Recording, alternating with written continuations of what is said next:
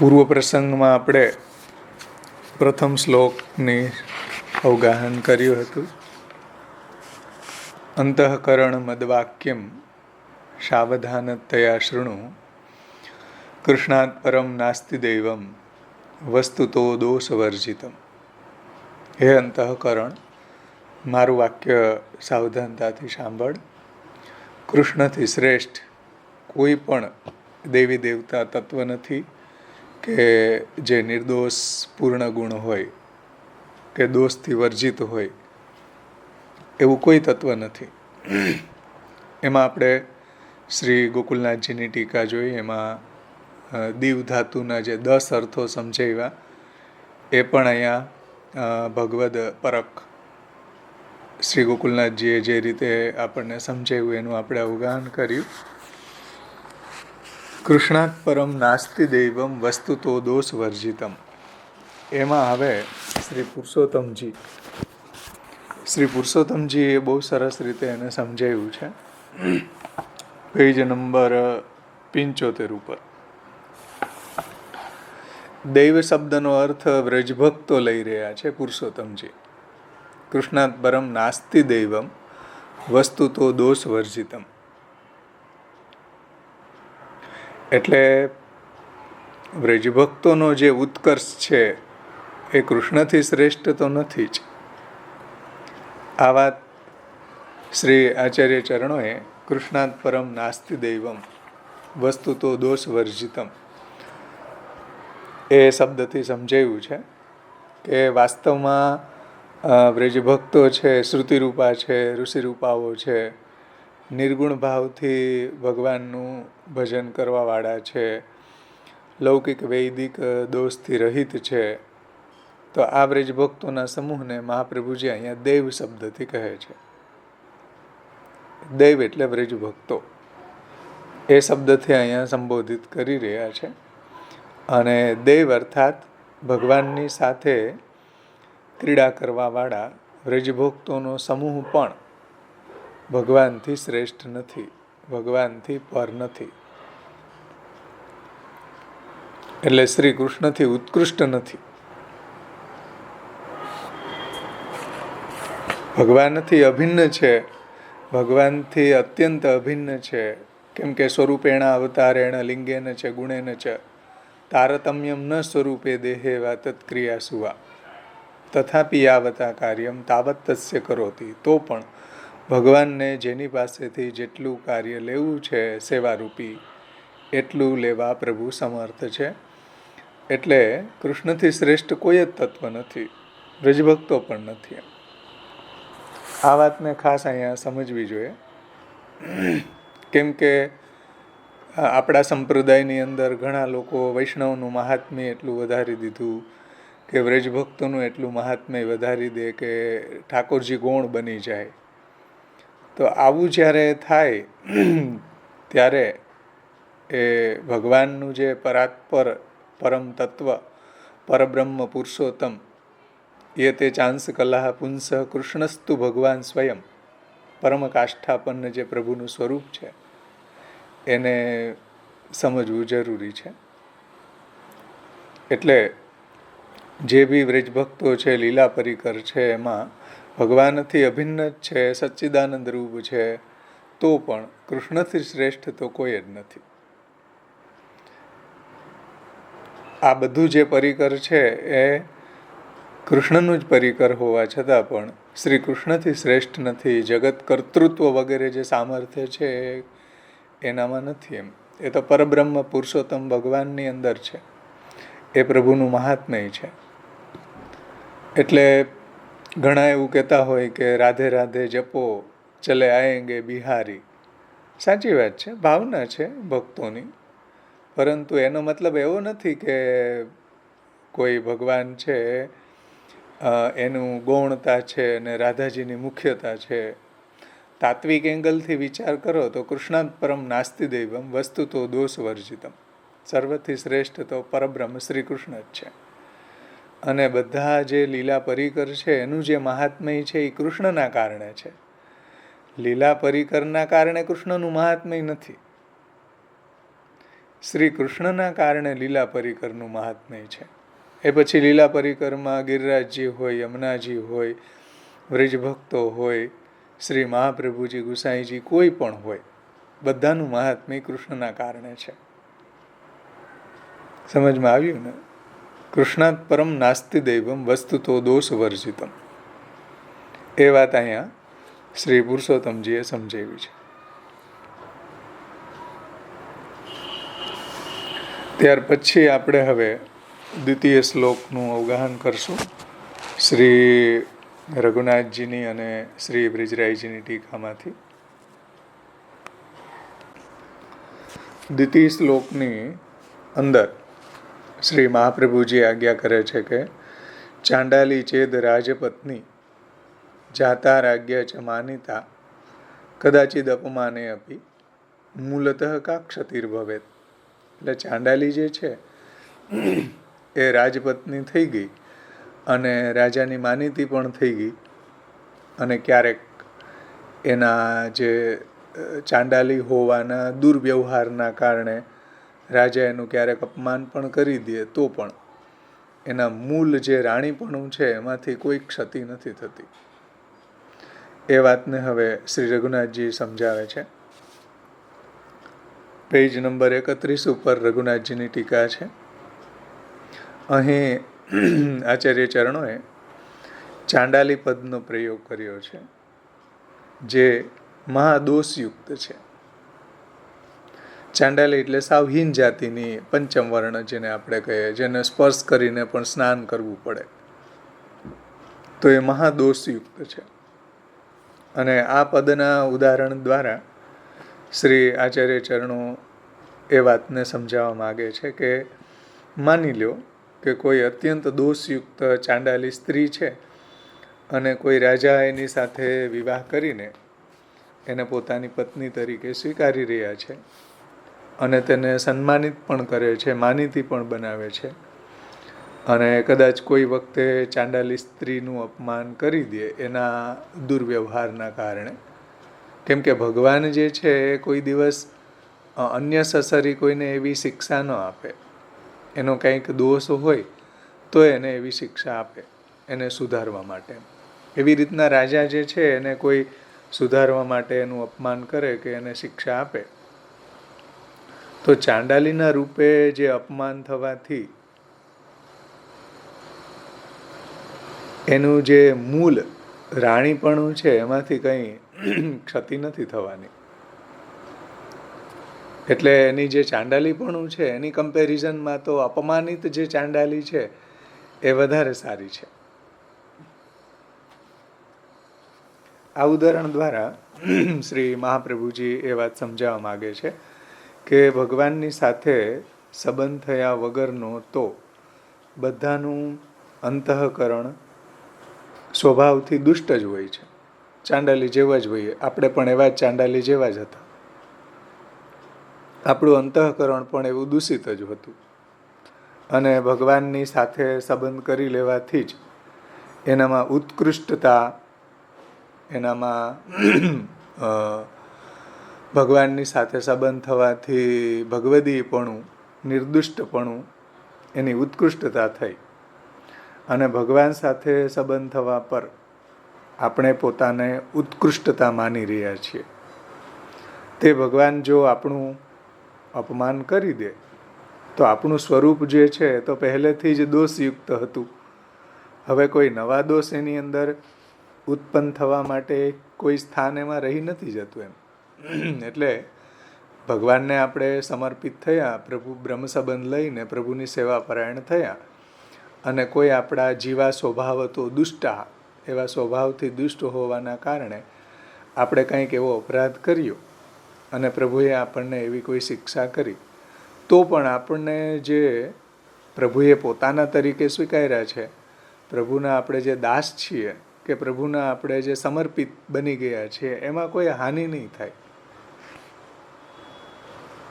શ્લોકની અંદર જે ચ શબ્દ છે, જાતા રાજ્યા ચ માનિતા, તો ચ શબ્દથી એ વાત જણાવે છે કે ભાઈ રાજાની સાથે સાથે અન્ય બીજા લોકોએ પણ તે ચાંડાલીને રાણી જ ગણી છે. અને રાણી જેટલો જ બીજા લોકો પણ એને આદર આપ્યો છે. એટલે સંપૂર્ણ દ્રષ્ટાંતથી એ વાત અહીંયા સમજવી જોઈએ કે દોષયુક્ત જે ચાંડાલી સ્ત્રીનો વિવાહ કોઈ રાજા સાથે થઈ ગયા પછી પણ રાજા ક્યારેક કોઈ કારણોસર એનું અપમાન કરી દે તો એ અપમાન એના જે સજાતી એના જે પતિ અર્થાત જો એ ચાંડાલી સ્ત્રીનો વિવાહ કોઈ રાજા સાથે ન થઈને ચાંડાલનો જે કોઈ પુરુષ છે એનો સજાતી પુરુષ છે એ ચાંડાલ પુરુષ સાથે થયો હોત તો એ તરફથી આપેલ સન્માનથી તો શ્રેષ્ઠ છે અપમાનિત ચાંડાલી. સમજાણું ને? કે ચાંડાલ પુરુષ સાથે કોઈ એનો વિવાહ થયો હોત અને ત્યાં એને જે ઉત્કર્ષ કે એને જે માન પ્રાપ્ત થયું હોત એના કરતાં રાજાની રાણી બની છે અને ત્યાં અપમાનિત થઈ છે અને જે એનો ઉત્કર્ષ છે એ ચાંડાલે પુરુષ સાથે પરણત એના કરતાં તો આવી અપમાનિત જે રાણી છે એ શ્રેષ્ઠ છે. એવું અહીંયા તાત્પર્ય રઘુનાથજીનું છે.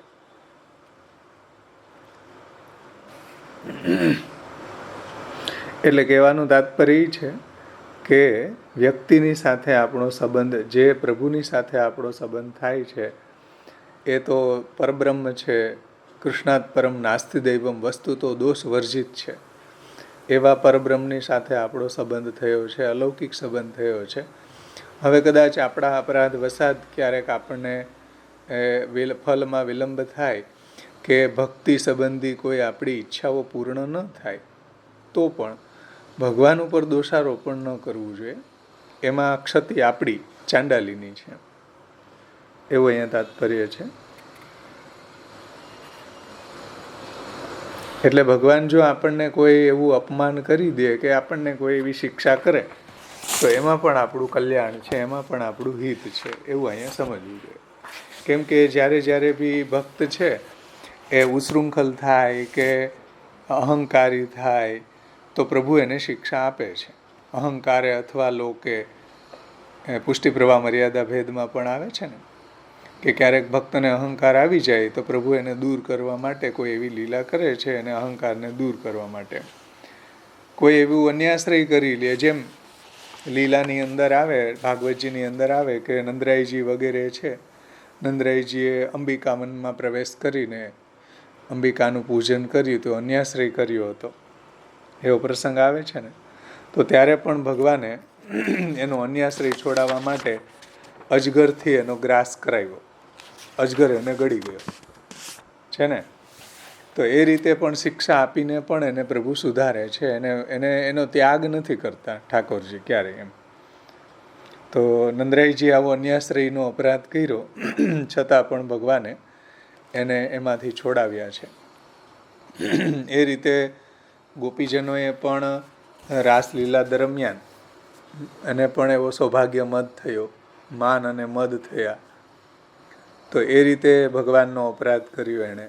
ત્યારે પ્રભુએ પણ અંતર્ધ્યાન થઈને ઘણો વિરહ કરાવીને અને એનું અંતઃકરણ જે છે દૈન્યવાળું બનાવીને પ્રભુએ ફરીથી એનું ફલદાન કર્યું છે.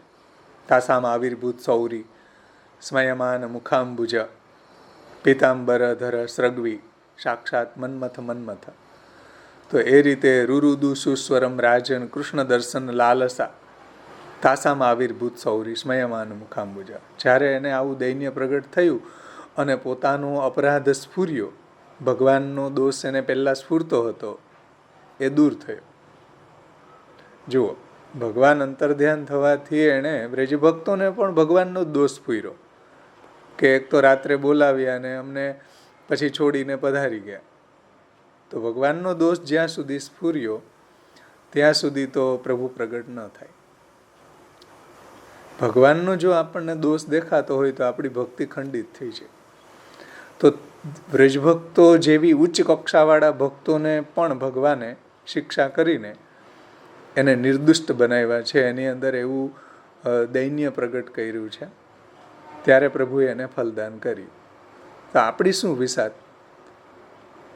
એટલા માટે ચાંડાલી જેવા આપણે જીવો છીએ અને ક્યારેક કદાચિત અપમાને અપી મૂલતઃ કાક્ષતિર્ભવેત. મૂળ જે રાજરાણીપણું છે, કે મૂળ જે આપણું દાસત્વ છે, કે આપણી જે અંગીકૃતિ છે, પ્રભુએ જે આપણો અંગીકાર કર્યો છે પુષ્ટિ ભક્તિ માર્ગમાં, એમાં કોઈ જાતની ક્ષતિ નહીં થાય. પ્રભુ ક્યારેક આપણને એવી શિક્ષા કરી દે. આપણા વાર્તા પ્રસંગોની અંદર પણ આવે ને, કેમ જેમ રામાનંદ પંડિત છે, તો એણે પણ વૈષ્ણવનો અપરાધ કર્યો, મહાપ્રભુજીને ન ગમ્યું, તો મહાપ્રભુજી એને શિક્ષા કરી, ત્યાગ કરીને. એ ત્યાગ પણ શિક્ષાર્થ જ કર્યો છે ને. એ રીતે ગુસાઈજીએ ભગવાન દાસનો ત્યાગ કર્યો, સેવામાંથી બહાર કર્યા, તો ભગવાન દાસનો ત્યાગ પણ શિક્ષાર્થે કર્યો છે. એને કોઈ છોડી નથી દીધા. ફરીથી પાછા સેવામાં એ અચ્યુતદાસની કહેવાથી ગુસાઈજીએ પાછા રાખી લીધા કે નહીં. એ રીતના ઉપરાવાળી જે ડોકરી હતી, એને પણ જે પાત્ર માંજતી વખતે કાંઈ અપરાધ થયો એનાથી, તો ગુસાઈજીએ શિક્ષાર્થે એનો ત્યાગ કર્યો, અને ફરી પાછી એનામાં દૈન્ય આવ્યું, અને જે ઉપરા જે છાણા હતા એ પાછા ગુસાઈજીએ એના અંગીકાર કરીને ડોકરીનો પણ ફરીથી અંગીકાર કર્યો. તો કોઈને છોડ્યા નથી. એમ કહેવાનું તાત્પર્ય છે કે ભાઈ એને શિક્ષા માટે કદાચિત અપમાને અપી મૂલતઃ કાક્ષતિર્ભવે. એ રીતે અહીંયા તાત્પર્ય ટીકાકારોનું છે.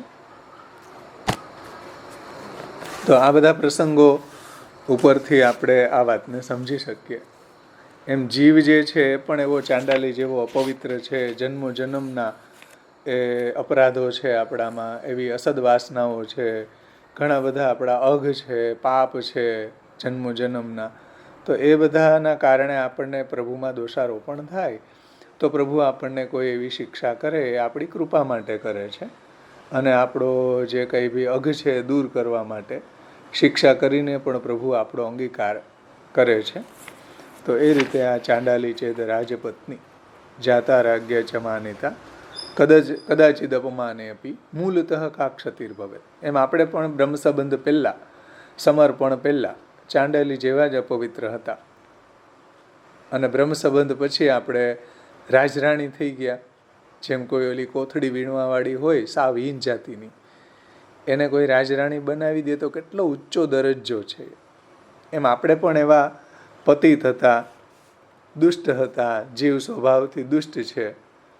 આપણને ભગવાનનું ચરણ પ્રાપ્ત થવું એ તો કરોડો જન્મે ન થાય.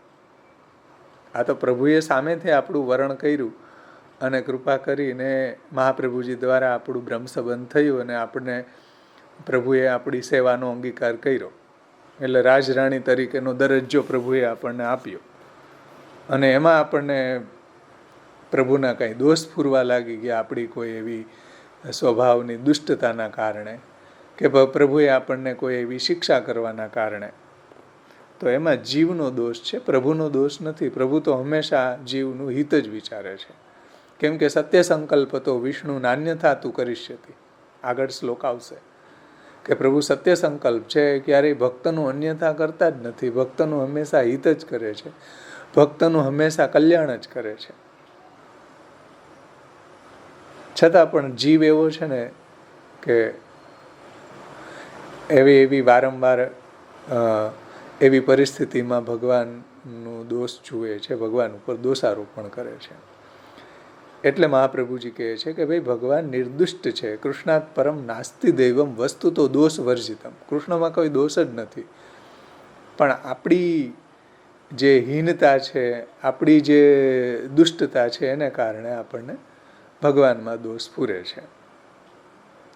એટલે ગયા વખતે આપણે પ્રસંગ જોયો હતો કે લક્ષ્મીજી પણ જ્યારે વરમાળા પહેરાવા ગયા તો કેટલા બધા દેવી દેવતાઓ હતા, કેટલા બધા દેવતાઓ હતા, ઋષિમુનિઓ હતા, શિવજી, બ્રહ્માજી, બધામાં કાંઈક ને કાંઈક દોષ છે. પરબ્રહ્મ શ્રી કૃષ્ણ જે છે એ જ નિર્દુષ્ટ તત્વ છે. એનાથી શ્રેષ્ઠ કોઈ નિર્દુષ્ટ અને પૂર્ણ ગુણવાળું કોઈ તત્વ છે જ નહીં. તો એનામાં દોષ કેવી રીતના હોઈ શકે? એટલે આપણે જે પ્રભુમાં દોષારોપણ કરીએ એનાથી આપણી ભક્તિ ખંડિત થાય છે. એટલે મહાપ્રભુજીને પ્રભુના સ્વરૂપનું જ્ઞાન અહીંયા કરાવવું છે અને આપણા સ્વરૂપનું, જીવના સ્વરૂપનું જ્ઞાન કરાવવું છે કે કેવો જીવ છે.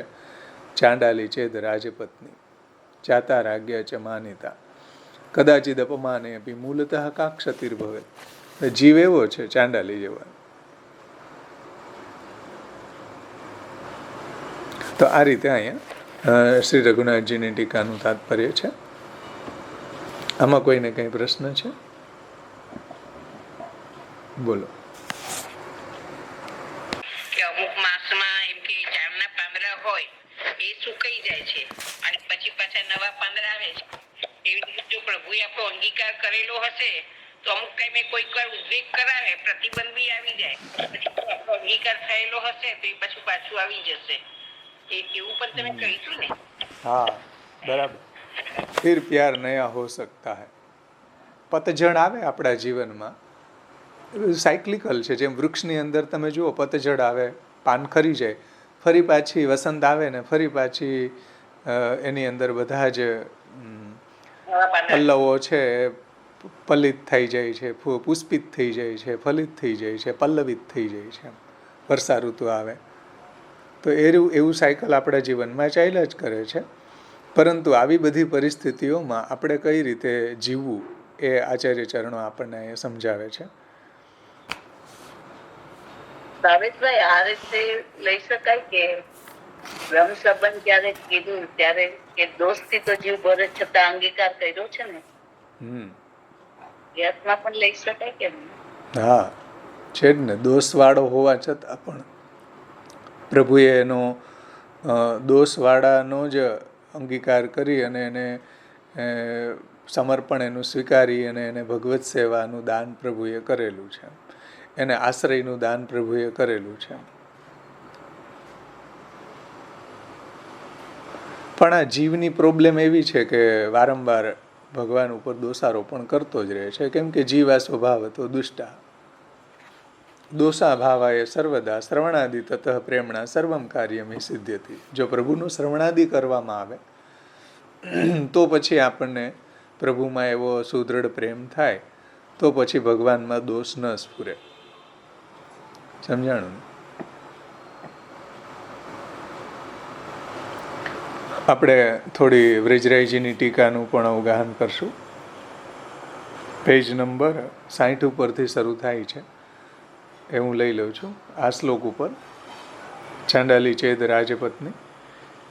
ચાલો માની લઈએ કે આ વાત સાચી છે, પણ મનમાં એક સંશય રહે છે કે ભાઈ ભગવાનની ચરણ રેણુ છે એ તો બ્રહ્માજી, ઇન્દ્ર, શિવજી, લક્ષ્મીજી વગેરે, શ્રુતિ વગેરેને પણ દુર્લભ છે અને જીવ તો એની સામે સાવ તુચ્છ છે. તેથી મનમાં ચિંતા બની રહે કે ભાઈ આપણો ઉદ્ધાર પ્રભુ કરશે કે નહીં. ઉદ્ધાર્યાની ભગવત પ્રાપ્તિઓ. પુષ્ટિ માર્ગમાં ઉદ્ધારનો અર્થ કોઈ આત્મોદ્ધારની વાત નથી, એ જ્ઞાન માર્ગની વાત છે. આપણે કોઈ આત્મોદ્ધારને ફલ માનતા નથી. ભગવત પ્રાપ્તિ એ આપણો ઉદ્ધાર છે. પુષ્ટિજીવોનો ભગવાન એ વહી ફલમ સ યથા આવિર્ભવેત ભુવિ, એ આપણો ઉદ્ધાર છે. ભગવત સેવા પ્રાપ્ત થવી એ આપણો ઉદ્ધાર છે. ભગવદ કથા ગુણગાનમય આપણું જીવન રહેવું એ આપણો ઉદ્ધાર છે. તો આવી ચિંતા જીવને થાય કે પ્રભુ ક્યાં અને આવો દુષ્ટ જીવ ક્યાં, આવી હીનતા આપણામાં સ્ફુરે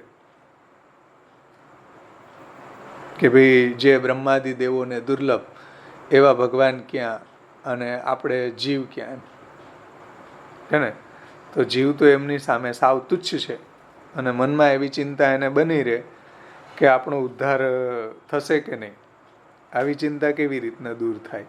તો આવી ચિંતાની નિવૃત્તિ માટે સર્વપ્રથમ મનમાં ભગવાનના દોષ રહિત સ્વરૂપનું એમની આજ્ઞા અનુસાર જ કાર્ય કરવું જોઈએ. કે ભગવાનના સ્વરૂપને પહેલાં સમજવું જોઈએ કે પ્રભુ છે કૃષ્ણાત પરમ નાસ્તિ દૈવમ વસ્તુ તો દોષ વર્જિતમ. વ્રજરાયજી કહે છે કે પ્રભુ નિર્દુષ્ટ છે, પૂર્ણ ગુણવાળા છે, દોષ રહિત સ્વરૂપનું. એમની આજ્ઞા અનુસાર જ કાર્ય કરવું જોઈએ.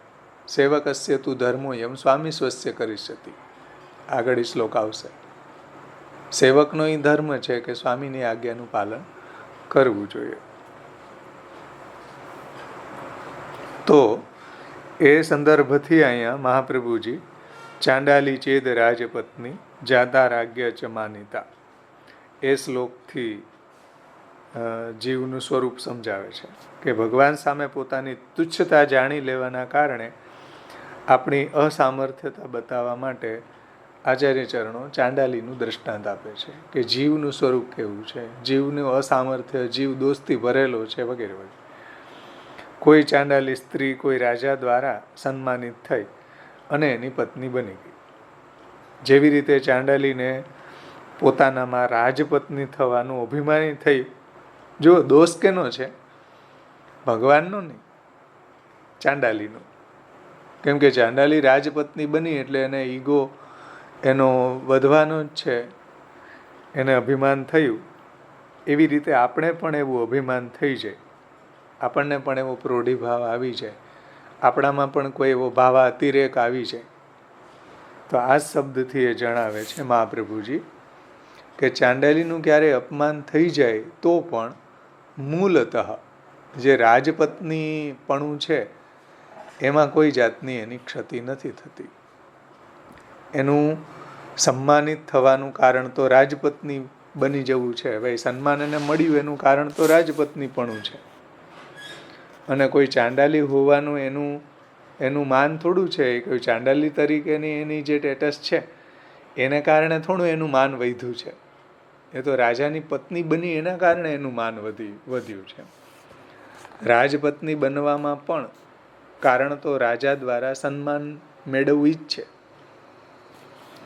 અને એની પોતાની યોગ્યતા નથી. પોતાની યોગ્યતા તો કેટલી છે ચાંડાલીની? સાવ એટલે સાવ નીચ જાતિની છે, હીન જાતિની છે. એની કોઈ યોગ્યતા નથી. એવી રીતના આ જીવની આપણી શું યોગ્યતા કે ભગવાને આપણને વરણ કર્યું? આપણી યોગ્યતાનો વિચાર કરો. સાવ એટલે સાવ 0 લેવલ ઉપરની યોગ્યતા, કોઈ જાતની યોગ્યતા નથી. માઇનસ એમ કહો ને, માઇનસમાં છીએ આપણે.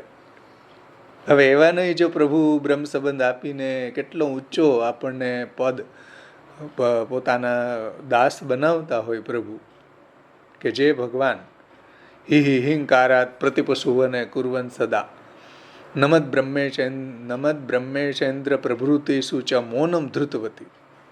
પરિવૃઢાષ્ટકમાં કહ્યું છે કે મહાપ્રભુજી કે જે મોટા મોટા દેવતાઓ બ્રહ્માજી, શિવજી, ઇન્દ્ર હાથ જોડીને ઊભા રહે અને એની સામે પ્રભુ જુએ પણ નહીં. મૌનમ ધૃતવતી, મૌન ધારણ કરી દે, બોલાવે પણ નહીં. અને જે નિસાધન ગાયો છે, હિંકારાત પ્રતિપશુવને કુર્વન સદા, અને ગાયોની પાછળ હિ કરતા દોડે. આ કેવી મસ્તી છે પ્રભુની! એમ તો એ રીતના જીવ છે એવો જ અપવિત્ર છે, ચાંડાલી જેવો જ છે, એની યોગ્યતા કંઈ જ નથી. તેથી રાજા અને મહાપ્રભુજીની કૃપાથી આપણે પ્રભુના દાસ બની ગયા. પ્રભુએ આપણું સમર્પણનો સ્વીકાર કર્યો, પ્રભુએ આપણને ભક્તિનું દાન કર્યું, પ્રભુ આપણી સેવા લે છે. આ કેટલું મોટું સૌભાગ્ય છે! જેમ ચાંડાલીનું રાજપત્ની હોવું અને એમાંય માનીતી થઈ જવું, એટલું મોટું સૌભાગ્ય આચાર્ય ચરણોની, શ્રી ગુસાઈજીની કાનીથી આપણને પ્રાપ્ત થયું. અને ક્યારેક આપણો એવો અપરાધ કે આપણી જે દુષ્ટતાના કારણે આપણે એવું કાર્ય કરી બેસીએ અને પ્રભુ ક્યારેક આપણને શિક્ષા આપે, જેમ નંદરાયજીને આપી છે, વ્રજભક્તોને આપી છે, વાર્તા પ્રસંગોની અંદર પણ ભગવાનદાસજીને આપી છે, ઉપરાવાળી જે ડોસી હતી એને આપી છે. કેટલાયને શિક્ષા આપીને એને સુધાર્યા કે નહીં? એની અંગીકૃતિ તો નિત્ય છે, એનો ત્યાગ તો પ્રભુએ કર્યો નથી ને. તો એ રીતે અપમાન કરી દે તો એનું રાજપત્નીપણાનું જે પદ છે એ કોઈ છીનવાઈ નહીં જાય. તેથી જે પ્રકારે ચાંડાલીના રાજપત્ની બની જવા પર એનું અપમાન થઈ જાય તો પણ એની કોઈ હાનિ થતી નથી, ઠીક એ જ પ્રકારે અહીં ભગવાનને સર્વસમર્પણ કરી દીધા પછી આ વ્રજરાઈ કહે છે કે પ્રભુને સર્વ સમર્પણ કરી દીધા પછી જે ભગવાન પરીક્ષા કરવા માટે અથવા તો કોઈ વિયોગ રસનું દાન કરવા માટે જીવનું અપમાન કરે કે એની ઈચ્છા પૂર્ણ ન થાય, એની ભક્તિ સંબંધી ઈચ્છા પૂર્ણ ન થાય, તો પણ જીવનો અન્યથા ભાવ નહીં થાય. અર્થાત જીવોએ તો પ્રભુને સર્વ સમર્પણ કરીને એની શરણમાં બેસી જ રહેવાનું છે.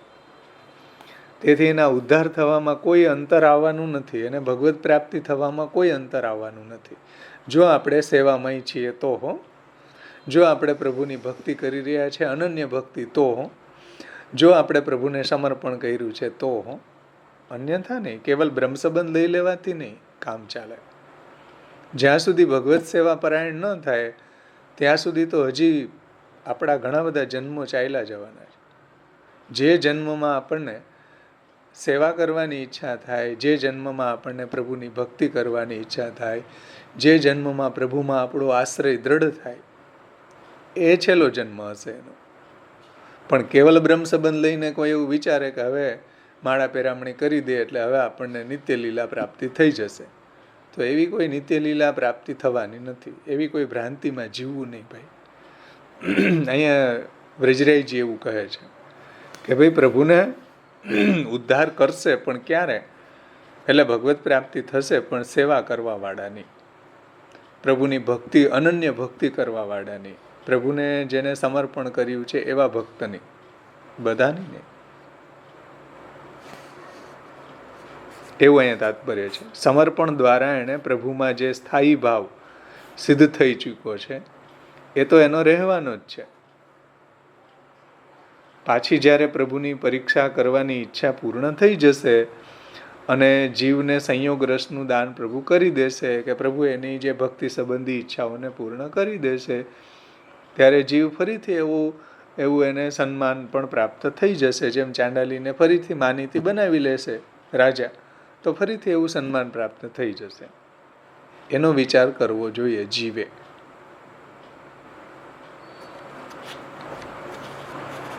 પછી એક બીજું વ્યાખ્યાન બીજી રીતે બીજો અર્થ કરે છે શ્રી બ્રિજરાયજી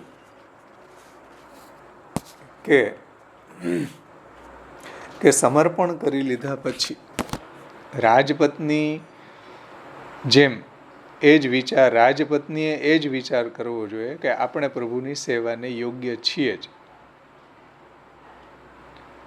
એવું વિચાર ન કરવો જોઈએ કે ભાઈ ચાંડાલીની જેમ તુચ્છતાનો વિચાર કરી, કે આવો વિચાર ન કરવો જોઈએ કે હું તુચ્છ છું, ચાંડાલી જેવો છું અને પ્રભુ હવે મારો અંગીકાર કરશે કે નહીં, એવો પશ્ચાતાપ કરવાની જરૂર નથી. એવી કોઈ ગિલ્ટી ફીલ કરવાની જરૂર નથી. ભગવાને પુષ્ટિ માર્ગમાં એમના પોતાના માટે પુષ્ટિ દૈવી જીવોને પુષ્ટિ કાયન નિશ્ચય ભગવદ રૂપ સેવાર્થમ તત્સૃષ્ટિ નાન્યતા ભવે, ભગવદ રૂપ સેવા માટે પુષ્ટિ જીવોને પ્રગટ કર્યા છે. એટલે ભગવાન જે જીવોનો સ્વીકાર કરી લે છે એમના દોષની ઉપેક્ષા કરીને, એટલે એના દોષ સામું ન જોઈને, પછી ભલે જીવનો અંગીકાર કરવામાં કોઈ બાધા પણ આવી જાય અથવા તો જીવની જે સંસારાસક્તિ જોઈને ભગવાન એને અંગીકાર કરવામાં વિલંબ કરે, જેવી રીતના પુષ્ટિ પ્રભા મર્યાદા ભેદ ગ્રંથમાં મહાપ્રભુજી કહે છે કે આસક્તો ભગવાન એવમ સાપમ દાપયતિ ક્વચિત અહંકારે અથવા લોકે તન્માર્ગ સ્થાપનાય ન તે પાષંડતામ યાંતિ ન ચ રોગાદ્યુપદ્રવા મહાનુભાવા પ્રાયણ શાસ્ત્રમ શુદ્ધત્વ હેતવે. એની શુદ્ધિ માટે, એના હિત માટે, એના અહંકારને દૂર કરવા માટે પ્રભુ ક્યારેક એને શિક્ષા આપે. જેમ વાર્તા પ્રસંગો આપણે જોઈએ ને હમણાં, એમાં શિક્ષા આપી છે પણ એની અહંકારને દૂર કરવા માટે, એની જે દોષને દૂર કરવા માટે. તો પણ સ્મરણ રહે કે જીવની પહેલાંની સ્થિતિ કરતાં સમર્પણ કર્યા પછીની સ્થિતિ વધારે સારી છે. સમજાણું? પહેલાંની આપણી જે અસમર્પિત હોવાની સ્થિતિ કરતાં, કે પહેલાંની આપણી જે સાંસારિક હોવાની સ્થિતિ કરતાં અત્યારે આપણે જે પ્રભુની સેવા, પ્રભુને સમર્પિત છીએ, પ્રભુનો આશ્રય આપણો દ્રઢ છે, એ સ્થિતિ કેટલી ઊંચી છે. માનો કે ફલદાનમાં વિલંબ થાય કે આપણી ભક્તિ સંબંધી ઈચ્છાઓ પૂર્ણ ન થાય, તો પણ આપણને જે દરજ્જો પ્રાપ્ત થયો છે એ તો આપણું જે પહેલાંનું જીવન હતું એના કરતાં તો કેટલોય ઊંચો છે. સમજાણું ને? જેનું આપણે એક પ્રસંગ ગયા વખતે જોયો હતો કે ભાઈ કેન્સરવાળો પણ કેન્સરવાળો પ્રભુને અત્યારે સમર્પિત તો છું ને, ચાલો મને કેન્સર થઈ ગયું તો થઈ ગયું, પણ પહેલાં જે હું અસમર્પિત હતો, પહેલાં જે હું અન્યાશ્રય કરતો હતો, કે પહેલાં જે હું અભક્ત હતો, કે પહેલાં જે હું સંસારી હતો, એના કરતાં તો અત્યારે મારું જે કક્ષા છે કે મને જે પ્રભુએ પોતાનો ગણીને પોતાનો જે સમર્પણ પ્રભુએ મને સમર્પિત બનાવ્યો છે, ભક્તિનું દાન કર્યું છે, આશ્રયનું દાન કર્યું છે, તો ભલે અત્યારે કેન્સર થયું હશે કે કોઈ બીમારી આવી હશે, ફોર એક્ઝામ્પલ આવી હોય તો આવી હોય ભાઈ, પણ સમર્પણાદહમ પૂર્વમ ઉત્તમ કિમ સદા સ્થિત કામમાધમતા ભાવ્યા પશ્ચાતાપો યતો ભવે, જે આની પછીનો શ્લોક છે.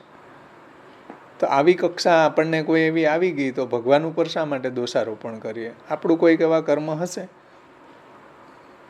કે આપણે કાંઈ ધ્યાન નહીં રાખ્યું હોય ભોજન વગેરેમાં, એમાં ભગવાન શું કરે ભાઈ?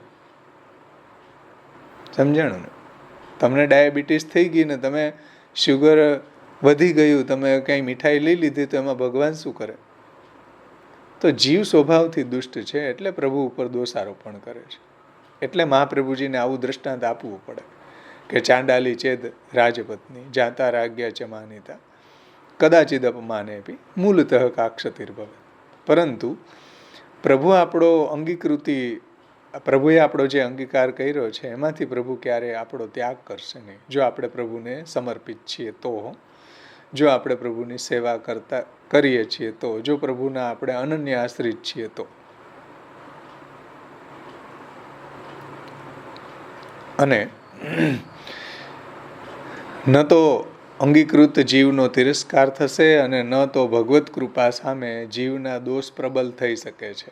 એટલે ભગવદ સેવામય જો આપણે જીવન જીવી રહ્યા છે તો આપણી અંગીકૃતિ નિત્ય છે, આપણો ન તો અંગીકૃત જીવનો તિરસ્કાર થશે. પ્રભુ એવા જે અંગીકૃત ભક્ત છે એનો ત્યાગ કરતા નથી, અને ભગવત કૃપાની સામે જીવના દોષો પ્રબલ નથી થઈ શકતા. સમજો, ભગવાનના કૃપાની સામે જીવના દોષો કોઈ પ્રબલ નથી, ક્ષુદ્ર છે. પ્રભુનું કૃપાનું સામર્થ્ય એવું છે. તેથી જીવે પોતાની તુચ્છતા માનવાનો કોઈ અવસર નથી.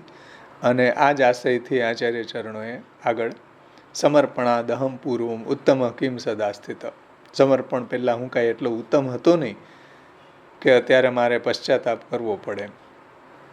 મને કેન્સર થયું તો સમર્પણ ન કર્યું હોત તોય થવાનું જ હતું. સમજો, સમર્પણ પહેલાં કાંઈ હું ઉત્તમ નહોતો, એવું તો નથી કે બ્રહ્મ સંબંધ લીધું એટલે મને આવું બીમારી આવી કે આવું મને મારા શરીરની અંદર આવું કોઈ રોગ આવી ગયો, એવું તો નથી. આવવાનો જે આવવાનો હતો એ આવવાનો છે. પરંતુ આવી કન્ડિશનમાં પણ હું ભગવત સેવા પરાયણ છું કે નહીં? ચાલ, મારી જે સાંસારિક અવસ્થા પહેલાં હતી, પહેલાં જે હું અસમર્પિત હતો, પહેલાં જે હું અન્યાશ્રયમાં આસક્ત હતો, પહેલાં હું વિષયોમાં આસક્ત હતો, એના કરતાં તો અત્યારે મારી કક્ષા કેન્સરવાળાની ઊંચી કક્ષા છે કે નહીં? કેન્સરવાળો તો કેન્સરવાળો. અત્યારે જે મને સૌભાગ્ય મળ્યું છે ભગવત સેવાનું, એ કેન્સર રહિત જે પહેલાં હતો અને અસમર્પિત હતો એના કરતાં ઊંચી કક્ષા છે. આવા અનેક એક્ઝામ્પલથી આ વાતને આપણે સમજી શકીએ. તમે પણ ઘણા એક્ઝામ્પલ ગોત્યા હશે, શોધ્યા હશે. આપણે ગયા વખતે વાત થઈ હતી એ પ્રમાણે. તો અહીંયા આપણી આ દ્વિતીય શ્લોકની ટીકા સંપન્ન થઈ છે, રઘુનાથજીની ને બ્રજરાયજી. આમાંથી કોઈને કંઈ પ્રશ્ન છે તો આપણે એની ચર્ચા મળીને કરી. બોલો.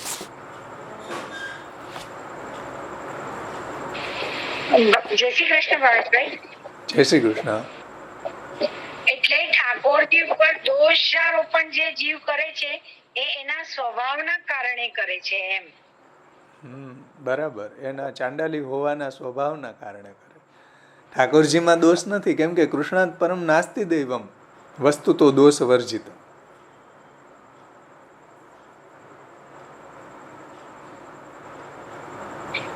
એટલે સાયમલ્ટેનિયસલી પ્રભુનું મહાત્મ્ય જ્ઞાન તો છે જ નહીં ને. હા, એટલે મહાત્મ્ય જ્ઞાન મહાપ્રભુજી આપણને કરાવે છે ભગવાનનું. જો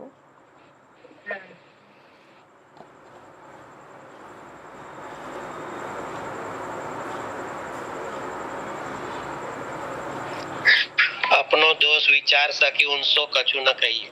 હા, કીર્તનમાં પણ આવે ને કે અપનો દોષ વિચાર સખીરી ઊંસો કછું ન કહીએ, સુર શ્યામ સો કછું ન કહીએ, જૈસે રાખે તૈસે રહીએ, કૃપા તો લાલન જુકી चाहिए, वे जो करे सोई सब आछी, अपने सिर पे सहिए, वे जो करे सोई सब आछी. જુઓ, વિવેક અસ્તુ હરિ સર્વમ નિજેચ્છા કરીષ્યતિ. સમજાણું ને? પણ વારંવાર પ્રભુનું મહાત્મ્ય આપણે અવગાહન કરતા રહીએ, મહાપ્રભુજીની વાણીનું આપણે અવગાહન કરતા રહીએ, તો આપણને આપણા દોષ પૂરે. અન્યથા આપણને ભગવાનના દોષ પૂરે, અન્યથા આપણને બીજાના દોષ પૂરે.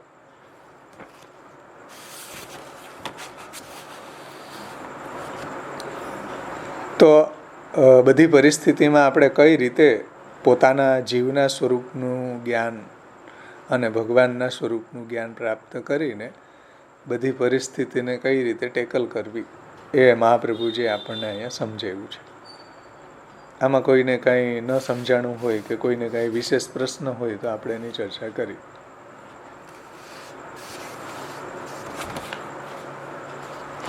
ગયા વખતે નિલેશભાઈએ જે પ્રશ્ન પૂછ્યો હતો, મન, બુદ્ધિ, ચિત્ત અને અહંકાર, એ બધા ચારેય મળીને એક અંતઃકરણ થાય છે. એટલે અંતઃકરણ છે બધી ઇન્દ્રિયોનો રાજા છે.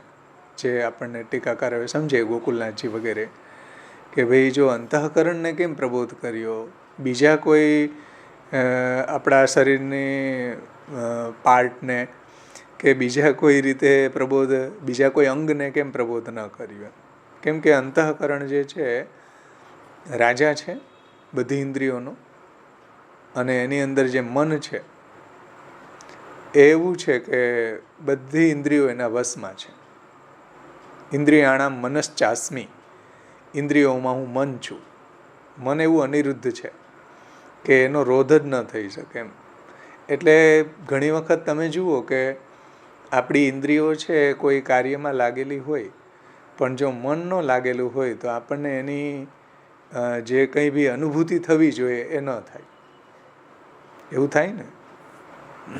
કેમ કે મન જ્યાં સુધી ન લાગે આપણી ઇન્દ્રિયો સાથે, ત્યાં સુધી એની જે આપણને સાચું જ્ઞાન થવું જોઈએ એ સાચું જ્ઞાન ન થાય, પ્રમા જ્ઞાન ન થાય. એટલે મન છે ને એ ચંચલ છે, વિચારોનો પ્રવાહ એમાં ચાલ્યા જ કરે છે, બધી ઈચ્છાઓ એ કર્યા જ કરે છે, એમાં સંકલ્પ વિકલ્પ કર્યા જ કરે છે. પણ બુદ્ધિ છે ને, જો મન આપણને કોઈ બી વિષયને તમે જોયો તો કંઈ ને કંઈ વિચારોનો એની અંદર પ્રવાહ ચાલુ થઈ જાય. આંખથી જોયું, કાનથી સાંભળ્યું વગેરે, ત્વચાથી સ્પર્શ કર્યો, રસનાથી સ્વાદ લીધો, શબ્દ, સ્પર્શ, રૂપ, રસ, ગંધ, કોઈ બી વિષયના સંપર્કમાં આવ્યા એટલે મન છે એનો અંદર એ વિચારનો પ્રવાહ શરૂ થઈ જાય કે જે કંઈ બી જોયું એની એ ઈચ્છા કરવા લાગી જાય. તો ઈચ્છા કરવા લાગે, પણ બુદ્ધિ છે ને ભાઈ એ એને સમજાવે. બુદ્ધિ છે ને નિર્ણય કરે. નિર્ણય કરવો એ બુદ્ધિનું કાર્ય છે. બુદ્ધિના ઘણા બધા ફંક્શન છે જે મહાપ્રભુજીએ સર્વનિર્ણયમાં સમજાવ્યા છે કે સંશયો અથ વિપર્યાસો નિશ્ચય સ્મૃતિરેવ ચ સ્વાપિત્યુક્તે અપી બુદ્ધિ લક્ષણ. બુદ્ધિના જો સંશય થાય, પછી વિપર્યાસ થાય એટલે ભ્રાંતિ થાય, આપણને નિશ્ચયાત્મક જ્ઞાન થાય, સંશયાત્મક જ્ઞાન થાય. બુદ્ધિ જો આપણી રાજસ અવસ્થામાં હોય તો સંશયાત્મક જ્ઞાન થાય, બુદ્ધિ જો આપણી તામસ અવસ્થામાં હોય તો આપણને વિપર્યાસ થાય, ભ્રાંતિ થાય. સમજો, બુદ્ધિ જો આપણી સાત્વિક અવસ્થામાં હોય તો નિશ્ચયાત્મક જ્ઞાન થાય. એવી રીતના સ્મૃતિ થાય, એવી રીતના સ્વાપ એટલે સ્વપ્ન વગેરે જે છે બુદ્ધિની એક વૃત્તિ છે. સમજાણું ને? તો બુદ્ધિ જો આપણી શાસ્ત્રથી કમિટમેન્ટ હોય, શાસ્ત્રનું અધ્યયન હોય, તો આપણી બુદ્ધિ સાચો નિર્ણય આપે કે ભાઈ મહાપ્રભુજીના ગ્રંથોમાં આ વાત આવી હતી, આ આપણે આ વસ્તુનો ઉપભોગ ન કરાય.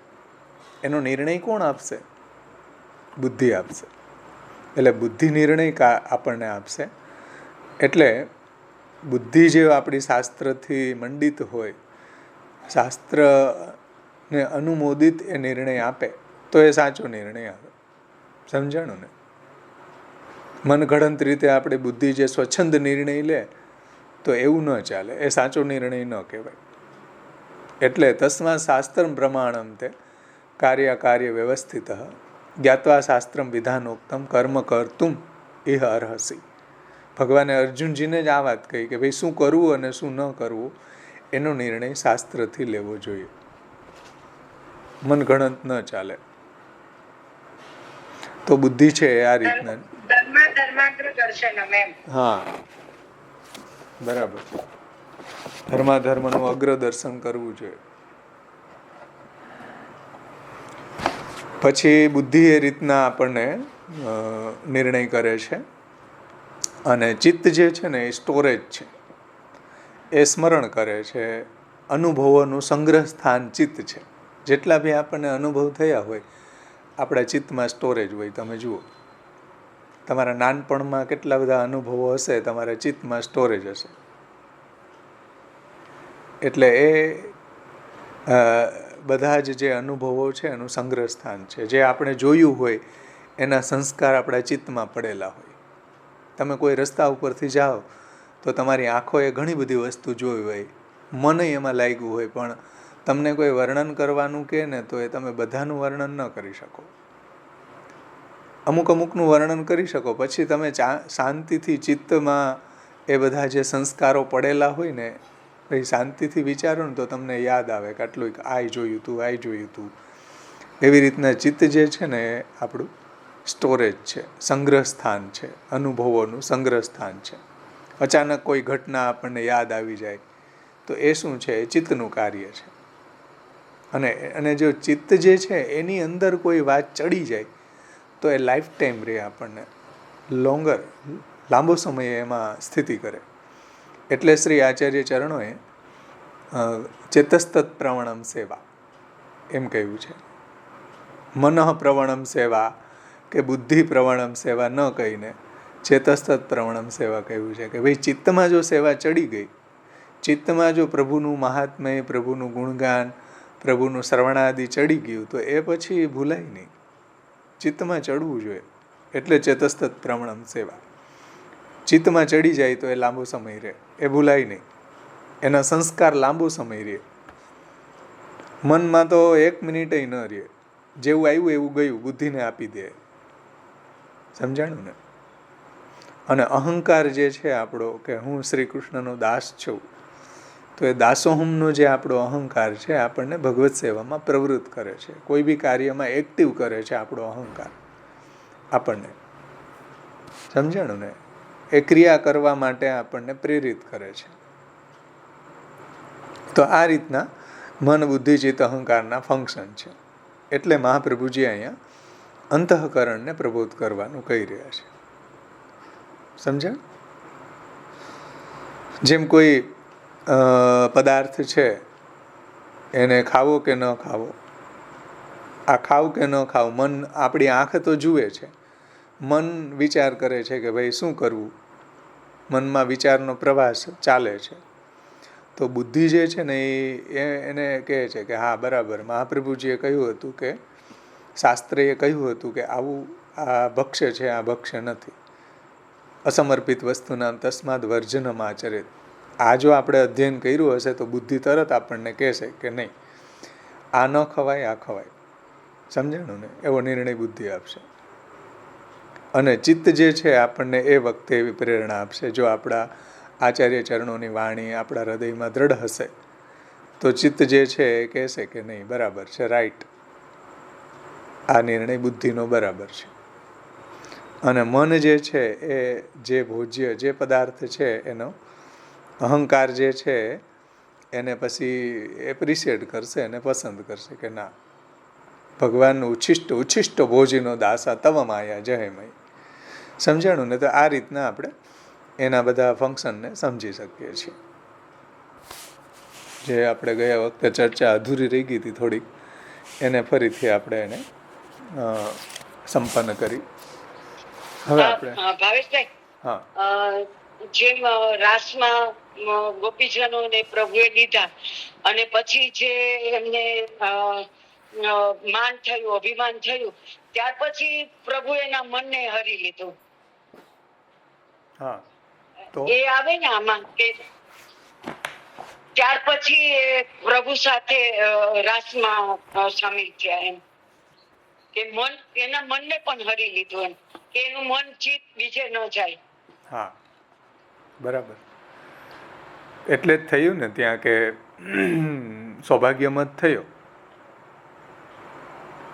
રાસ આદિ લીલાનું એટલે જ દ્રષ્ટાંત આપ્યું ને હમણાં કે ભાઈ સૌભાગ્યમત થયો તો કદાચિત અપમાને આપી મૂલતઃ કા ક્ષતિર્ભવેત. પ્રભુએ એને વિરહ દાન કરીને, અંતર્ધ્યાન લીલા કરીને પ્રભુએ એને શિક્ષા આપીને ફરીથી એનો અંગીકાર કર્યો છે, એમ ફરીથી એને ફલદાન કર્યું છે પ્રભુએ, એમ. હા, ચલો આગળ વધીએ. બીજા કોઈનો કંઈ પ્રશ્ન હોય તો આપ પૂછી શકો છો. અહંકાર એટલે અહીંયા પોઝિટિવ અહંકાર લીધો છે કે હું પ્રભુનો દાસ છું, એમ. હા, બરાબર. એટલે અહંકાર જે છે આપણો સાંસારિક હોઈ શકે, આપણો દાસોહમ છે એનો અહંકારનો એક સંસ્કાર છે.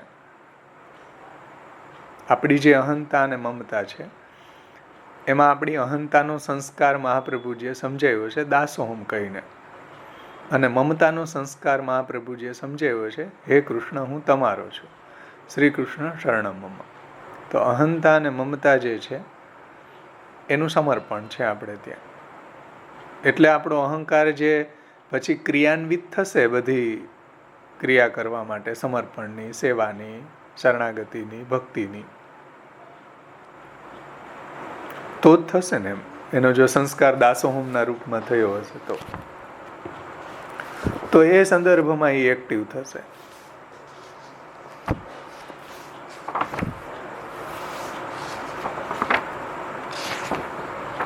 એટલે અંતઃકરણને મહાપ્રભુજી પ્રબોધ કરે છે.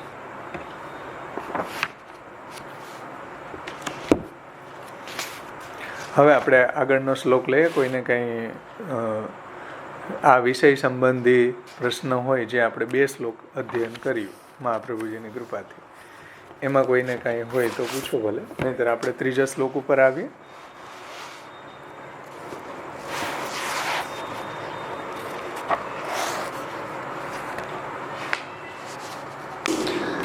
ત્રીજો શ્લોક આપણે પુષ્ટિ વિધાનમમાંથી લેશું, કેમ કે થોડું સંકલન બધી ટીકાઓનું સારું નૃસિંહલાલજીએ કરેલું છે 3જા શ્લોકમાં. આમાં થોડી નાની નાની ટીકાઓ છે બધા આચાર્યોની. પુષ્ટિ વિધાનમમાં એનું સંકલન બહુ સરસ કર્યું છે, એટલે હું 3જો શ્લોક એમાંથી લઈશ કે સમર્પણાદહમ પૂર્વમ ઉત્તમ કિમ સદા સ્થિત કામમાધમતા ભાવ્યા પશ્ચાતાપો યતો ભવેત. બોલો.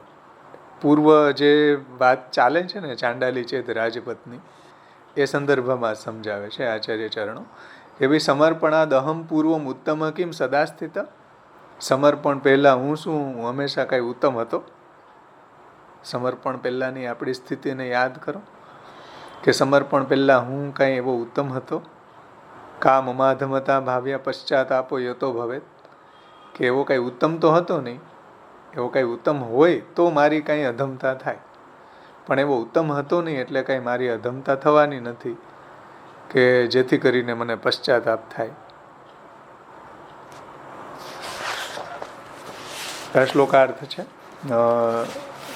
પુષ્ટિ વિધાનમમાં ઉત્થાનિકામાં. ऐसे दृष्टांत कही के सिद्धांत में याकी बरोबरता जताए वे के तैसी समझ को फल कहत है.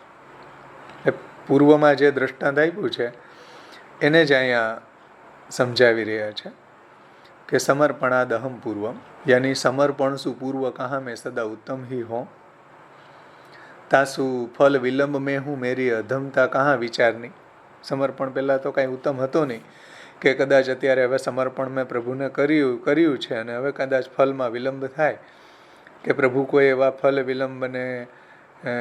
વિલંબ કરાવે કે એવું વિપ્રયોગનું દાન કરવા માટે, તો શું કોઈ મારી અધમતા થવાની છે? કે કોઈ મારી ભક્તિ સંબંધી ઈચ્છાઓ પૂર્ણ ન થઈ તો શું મારી અધમતા થવાની છે? જાસુ પશ્ચાતાપ હોય કે જેથી કરીને મને પશ્ચાતાપ કરવો પડે? અર્થાત ફલ વિલંબ કી દશા મેં હું, મેં પહેલે શું તો અચ્છો હું. ફલ વિલંબની દશામાં પહેલાં જે હું સંસારી હતો, પહેલાં જે હું અસમર્પિત હતો, પહેલાં જે હું ભગવાનનો આશ્રિત ન હતો, એના કરતાં તો અત્યારે હું પ્રભુનો આશ્રિત છું, પ્રભુને સમર્પિત છું, પ્રભુની સેવા, પ્રભુ મારી સેવા લે છે. તો પહેલાંની અવસ્થા કરતાં ભલે ફલ વિલંબ અત્યારે થાય તો થાય ભાઈ, પણ પહેલાંની અવસ્થા કરતાં આ અવસ્થા ઉત્તમ છે. જેમ ચાંડાલી હોવાની અવસ્થા કરતાં અપમાનિત રાજરાણી હોવાની અવસ્થા બેસ્ટ છે, ઉત્તમ છે. એવી રીતના આપણી પણ અત્યારની જે પહેલાંની સાંસારિક અવસ્થા કરતાં પણ અત્યારની અવસ્થા ઉત્તમ છે, ભલે ફલ વિલંબ થાય. यूं વિચારી કે અપનો હલકો પણ ન વિચારનો, આપણી ક્ષુદ્રતા ન વિચારવી, ઓર પશ્ચાતાપ હું ન કરનો, અને એવો કોઈ પશ્ચાતાપ ન કરવો જોઈએ કે હવે મારી શું ગતિ થશે અને હજી તો મને કોઈ એવી માનસી સિદ્ધ નથી થઈ, 84,252 ભગવદીઓ ન તો એવી સેવા એની આધિદૈવિક થઈ ગઈ હતી ને ઠાકોરજી એને માંગીને અરોગતા હતા અને એની માનસી સિદ્ધ થઈ ગઈ હતી ને મને તો હજી કાંઈ નથી થયું. કંઈ વાંધો નહીં, પ્રભુ આપણી પાસેથી સેવા લઈએ કોઈ ઉત્તમ, એ કોઈ ઓછી વાત છે? પ્રભુએ આપણું સમર્પણ સ્વીકાર્યું છે એ કંઈ ઓછી વાત છે? પ્રભુએ આપણને અનન્ય આશ્રિત બનાવ્યા એ કંઈ ઓછી વાત છે? આપણી પહેલાં સંસારની અવસ્થાનો તો વિચાર કરો કે કંઈ ઠેકાણા જ ન હતા આપણા, એનો તો વિચાર કરો એમ. તો એ રહસ્ય અહીંયા સમજાવી રહ્યા છે. બહુ સુંદર ટીકાકારોએ એને સમજાવ્યું છે. ઋષિલાલજીએ બહુ સરસ આ વાતને વ્યાખ્યાન કર્યું છે. જુઓ, સેવા કે અધિકાર રૂપ બ્રહ્મ સંબંધ ભયે પહેલે મેં ચાંડાલી વત સર્વ દોષ સહિત હતો. બ્રહ્મ સંબંધ પહેલાં, ભગવત સેવા પરાયણ પહેલાં, સમર્પિત જીવન પહેલાં, અનન્ય આશ્રિત પહેલાં હું કેવો હતો? ચાંડાલી જેવો જ હતો. સેવા કે અધિકાર રૂપ બ્રહ્મ સંબંધ ભયે કે પહેલે મેં ચાંડાલી વત સર્વ દોષ સહિત હતો. તબ કહા મેં સર્વકાલ ઉત્તમ હતો? કાંઈ હતો જ નહીં ઉત્તમ ભાઈ. કિંતુ ઉત્તમ નાહી હતો. જૈસે ચાંડાલી રાજપત્ની ભઈ તૈસે મેં હું સમર્પણ શું હી ઉત્તમ ભયો હું. સમજો, જેમ ચાંડાલી રાજપત્ની બની ગઈ છે રાજાને ગમવાના કારણે, એમ પ્રભુએ પણ આપણું વરણ કરેલું હોવાના કારણે આપણે પ્રભુને સમર્પણ કર્યા છીએ અને એને કારણે આપણને ઉત્તમતા પ્રાપ્ત થઈ છે. તો મેં હું સમર્પણ શું હી ઉત્તમ ભયો. તાસુ કદાચિત ભગવાન કી અપ્રસન્નતા હોય તો હું મેરે અંગીકાર તો કિયો હી હૈ, મેરો અંગીકાર તો કિયો હી હૈ. કદાચ પ્રભુ આપણી ઉપર અપ્રસન્ન થઈ જાય કે ફલમાં વિલંબ કરે, કોઈ વિપ્રયોગનું દાન કરવા માટે, કે કોઈ આપણા જીવનમાં એવી બીમારી આવી જાય કે કોઈ એવી ભક્તિ સંબંધી આપણી ઈચ્છાઓ, આપણી મનોકામનાઓ પૂર્ણ ન થાય, તો એને તમે પ્રભુની અપ્રસન્નતા સમજી લો. ચલો, તો હું મેરા અંગીકાર મેં તો કોઈ ક્ષતિ નહીં, મેરો અંગીકાર તો કિયો ही है प्रभु ने. तासु भगवान सर्वथा मेरो त्याग न करेंगे और मैं अधम न होऊंगो. ફરીથી હું પાછો એવો સંસારી નહીં થાઉં, ફરીથી મારી એવી કોઈ લૌકિક ગતિ નહીં થાય. ભગવાન અપી પુષ્ટિસ્તો ન કરીશ્યતિ લૌકિકિંચ ગતિ. આપણે પ્રભુનો આશ્રય દ્રઢ છે, પ્રભુની સેવા પરાયણ છીએ, પ્રભુને સમર્પિત છીએ, તો પ્રભુ આપણો ક્યારેય ત્યાગ નહીં કરે. સમજો, આપણાથી કોઈ એવો અપરાધ બી થઈ જશે તોય આપણા ઠાકોરજી છે એ કોઈ લૌકિક સ્વામી જેવા નથી. જે આગળ શ્લોકમાં મહાપ્રભુજી સમજાવશે કે લૌકિક પ્રભુવત કૃષ્ણો ન દ્રષ્ટવ્યમ કદાચનમ સર્વમ સમર્પિતમ ભક્ત્યા કૃતાર્થોસી સુખી ભવ. કે લૌકિક સ્વામી જેમ કોઈ સેવકનો અપરાધ થઈ જાય ને એને રજા આપી દે, કોઈ કામવાળીને તમે રજા આપી દો, માલકીની રજા આપી દે, એવા કોઈ લૌકિક સ્વામી કૃષ્ણ નથી કે આપણો કોઈ એક અપરાધ થઈ જાય ને ભગવાન એમ કહે કે ચાલો ગેટ આઉટ, હવે હું તને ત્યાગ કરું છું. એવું ભગવાન નહીં કરે, કેમ કે ન લૌકિક પ્રભુ કૃષ્ણ, લૌકિક પ્રભુવત કૃષ્ણો ન દ્રષ્ટવ્યમ કદાચન. પ્રભુને કોઈ લૌકિક સ્વામી જેવા ન માનવા કે આપણો કોઈ અપરાધ થઈ ગયો તો પ્રભુ આપણો ત્યાગ કરશે. એવા કોઈ લૌકિક સ્વામી જેવા છે આપણા કૃષ્ણ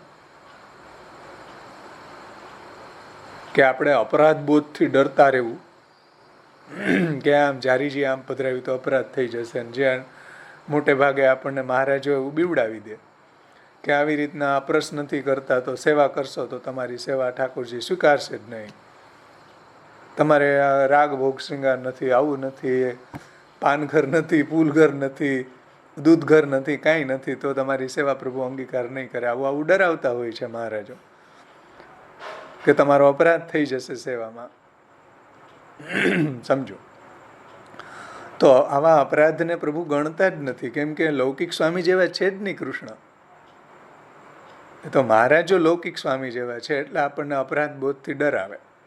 પણ આપણા કૃષ્ણ એવા કોઈ લૌકિક સ્વામી જેવા નથી કે આવા આવા નાના નાના અપરાધોને ગણકારે, અને એવું વિચારે તો આપણો તો કોઈ અંત જ ન આવે. હિમાલયના ઢગલા જેટલા અપરાધો છે આપણા જન્મો જન્મના, એવા અઘ છે, પાપ છે, ઘણું બધું છે. જીવા સ્વભાવ તો દુષ્ટ છે, એનો કોઈ અંત જ ન આવે ભાઈ. ભગવાન જો આવું વિચારવા બેસે તો પછી ઠાકોરજીએ મહાપ્રભુજીને કેમ આજ્ઞા કરી કે શ્રાવણ શ્યામલે પક્ષે એકાદશ્યામ મહાનિશીમાં કે જે જીવ છે આવો દોષવાળો છે એ દોષવાળો તો દોષવાળો, તમે એને બ્રહ્મ સંબંધ આપશો, તમારી આજ્ઞા પ્રમાણે ચાલશે, તમારી કાનીથી મને સમર્પિત રહેશે તો હું એના દોષ સામું નહીં જોઉં. તો આવું ભગવાને કેમ કહ્યું મહાપ્રભુજીને, જો દોષ જ ભગવાનને જોવા હોય આપણા?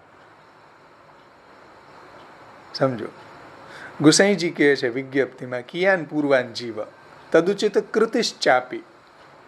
ભાઈ કેવડો જીવ કેવડો, અને દોષ કરી કરીને કરશે કેટલો દોષ. ભગવાનના જે મહાત્મ્ય છે, ભગવાનનું જે કૃપાબલ છે, ભગવાનનું જે દોષનો નાશ કરવાનું સામર્થ્ય છે, એની સામે જીવની શું વિસાર, જીવના દોષની શું વિસાર. કિયાન પૂર્વાન જીવ તદુચિત કૃતિશ્ચાપી. એની કૃતિ કેવડી, એનું સાધન કેવડું. સમજો, એ વાત અહીંયા ટીકાકાર સમજાવે છે કે ભાઈ જીવ જે છે એ સમર્પણ પહેલાં એટલો હીન હતો, એટલો દુષ્ટ હતો, એટલો અપરાધી હતો, એટલો સંસારી હતો, એટલો પાપાસક્ત હતો, એટલો વિવેક ધૈર્ય ભક્તિ આદિ રહિત હતો છે ને. તાસુ ભગવાન સર્વથા મેરો ત્યાગ ન કરેંગે. એટલે અત્યારે હવે પ્રભુએ પોતાનો બનાવ્યો છે, અને કદાચ આપણા અપરાધના કારણે પ્રભુ કોઈ એવી શિક્ષા કરે તો એના કારણે કોઈ આપણી હીનતા નહીં થાય આપણા જીવનમાં, કેમ કે અંગીકૃતિ છે નિત્યા. પ્રભુએ આપણો અંગીકાર કર્યો છે, એટલે જો આપણે પ્રભુને આશ્રિત છીએ, પ્રભુને સમર્પિત છીએ, પ્રભુની સેવા પરાયણ છીએ, તો પ્રભુ આપણો ત્યાગ નહીં કરે. કેમ કે લૌકિક પ્રભુવત કૃષ્ણો ન દ્રષ્ટવ્યમ કદાચનમ સર્વમ સમર્પિતમ ભક્ત્યા કૃતાર્થોસી સુખી ભવ. આપણે જો સમર્પિત છીએ તો કૃતાર્થોહમ કૃતાર્થોહમ કૃતાર્થોહમ ન સંશય. કૃતાર્થ છે. મહાપ્રભુજીનું આ વરદાન છે. શ્રી મહાપ્રભુજી આ વરદ હસ્ત આપણા મસ્તક ઉપર ધરે છે. હા, તો સર્વમ સમર્પિતમ ભક્ત્યા કૃતાર્થોસી સુખી ભવ. જુઓ, મહાપ્રભુજી જેમ ભગવાન ઋષિ ભગવાને પ્રહલાદજી ઉપર પોતાનો વરદ હસ્ત ધરી દીધો, એવો વરદ હસ્ત આપણા આચાર્ય ચરણો આપણા ઉપર ધરે છે. સુખી ભવ.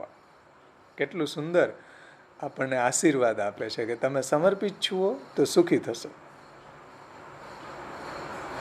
ન લૌકિક પ્રભુ કૃષ્ણો લૌકિક પ્રભુવત કૃષ્ણો ન દ્રષ્ટવ્યમ કદાચનમ સર્વમ સમર્પિતમ ભક્ત્યા કૃતાર્થોસી સુખી ભવ. જે આગળ શ્લોક આવશે. એટલા માટે અહીંયા ટીકાકાર સમજાવે છે કે ભાઈ જૈસે ચાંડાલી રાજપત્ની ભઈ હોય તાકો રાજા ત્યાગ ન કરે, और फिर चांडाली न હોય तैसे अब मेरी अधमता कहाँ હોય वे वारी है કે જાસુમો કો પશ્ચાતાપ હોય તો હવે કંઈ મારી અધમતા નહીં થાય, કદાચ મારી કોઈ ઈચ્છા ભક્તિ સંબંધી પૂર્ણ ન થઈ કે ફલમાં વિલંબ થયો તો એનાથી કોઈ અધમતા નહીં થાય આપણી, કે મારે પશ્ચાતાપ કરવો પડે, ઓહો કેદી માનસી થશે ને કેદી આમ થશે. પ્રભુ આપણી સેવા લઈ રહ્યા છે એ કેટલી મોટી કૃપા છે આપણી ઉપર, કે દુનિયાની અંદર એટલા કરોડો અબજો લોકો છે, એમાંથી પ્રભુ આપણી સેવા આપણી પાસેથી સેવા લઈ રહ્યા છે. એ કંઈ ઓછો સાનુભાવ છે? કેટલો મોટો સાનુભાવ છે કે આપણે પ્રભુની સેવા કરી રહ્યા છીએ, છે ને. તો પશ્ચાતાપ કરવાની, ચિંતા કરવાની કોઈ એવી આવશ્યકતા નથી. ઇતને કહું રાજકુમારી રાની બને ઓર કબહુક વાકો અપમાન હોય તો વાકુ પશ્ચાતાપ હોય. સ્વાભાવિક વાત છે. કોઈ રાજકન્યા હોય અને એ રાણી બને ને એનું જો અપમાન કરે રાજા, તો એને પશ્ચાતાપ થાય કે એને રાજા ઉપર ગુસ્સો આવે વગેરે, કેમ કે એ રાજકન્યા હતી એટલે. તો એને એવો પશ્ચાતાપ થાય કે રાજાએ મારું કેમ બધાની વચ્ચે અપમાન કર્યું, આવું થાય. પણ ભાઈ આપણે કોઈ એવા રાજરાણી હતા જ નહીં. આપણે તો સાવ એટલે સાવ નીચેની કેટેગરીના જ હતા જીવ. સંસારમાં આસક્ત હતા, વિષયોમાં આસક્ત હતા.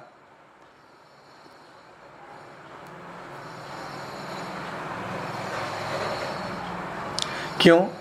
जो दो राजकुमारी को स्थान और रानी को स्थान સમાન है. એટલે રાજકુમારી અને રાણી આ બે સ્થાન સેમ છે, એટલા માટે એને પશ્ચાતાપ થાય કે એને માઠું લાગે. પણ જે ચાંડાલી હોય એને માઠું લગાડવાનું હોય? એની તો કેટલી ઊંચી કક્ષા છે કે રાજપત્ની બની ગઈ ચાંડાલીમાંથી.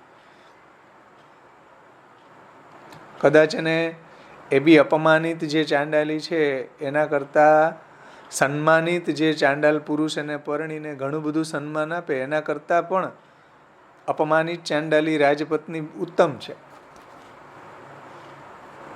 પરંતુ ચાંડાલી કો રાજાને રાજપત્ની કરી और फिर वाको अपमान હોય वामे वाको पश्चाताप करनो योग्य नहीं है. કેમ કે સમર્પણાદ અહમ પૂર્વમ ઉત્તમ કિમ સદા સ્થિત. સમર્પણ પહેલાં હું કાંઈ ઉત્તમ હતો કે કોઈ રાજરાણી હતો કે હવે મારે પશ્ચાતાપ કરવો પડે? ચાંડાલી જેટલો અપવિત્ર હતો. તો હવે કોઈ એવી ફલમાં વિલંબ થાય કે કોઈ ભક્તિ સંબંધી ઈચ્છા પૂર્ણ ન થાય તો એનાથી કંઈ પશ્ચાતાપ કરવાની આવશ્યકતા નથી. તૈસે જીવ પ્રથમ તો અત્યંત હીન હતો, તાકો અંગીકાર કરી કે ભગવદી કયો. ભગવદી કયો એટલે ભગવાનનો બની ગયો, ભગવાનને સમર્પિત થયો, નિર્દુષ્ટ થયો બ્રહ્મ સંબંધ દ્વારા. તો ભગવદી કયો તબ તબ વાકો ભાવ કી બડાઈ હોઈવે શું અભિમાન ભયો. અને ક્યારેક એને એવું સૌભાગ્ય મદ આવી જાય કે એની ઉપર ભગવાનની એવી કૃપા વિશેષ હોય અને એને અહંકાર એવો આવી જાય. ક્યારેક એને સારા કીર્તન આવડી જાય કે સારી એને સામગ્રી આવડી જાય કે સારા એને શૃંગાર આવડી જાય તો એને સૌભાગ્યમત થઈ જાય કે એવો અહંકાર આવી જાય, પોતાની બડાઈ સ્ફુરવા માંડે કે ઓહો બધાય મારી પાસે શીખવા આવે. તો બડાઈ હોય વેશું અભિમાન ભયો તબ પ્રભુ અપ્રસન્ન ભયે. ત્યારે ઠાકોરજીને આવું ન ગમે. કેમ કે આપણી જે વડાઈ થઈ રહી છે એ આપણા કોઈ સામર્થ્યને કે કારણે કે કોઈ આપણી કોઈ એવી કૌશલને કારણે વડાઈ નથી થતી, ભગવાનના કારણે વડાઈ થાય આપણી. ભગવાન જો આપણા જીવનમાં ન હોય તો આપણી વેલ્યુ શું?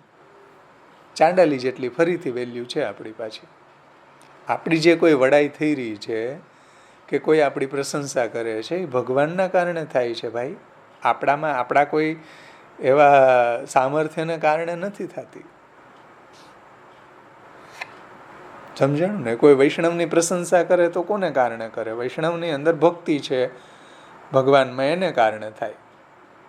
ભક્તિ ન હોય તો કોઈ ભાવે ન પૂછે. આપણું પહેલાંનું જીવન હતું ત્યારે આપણને કોઈ બોલાવે નહીં એવી આપણી હાલત હોય.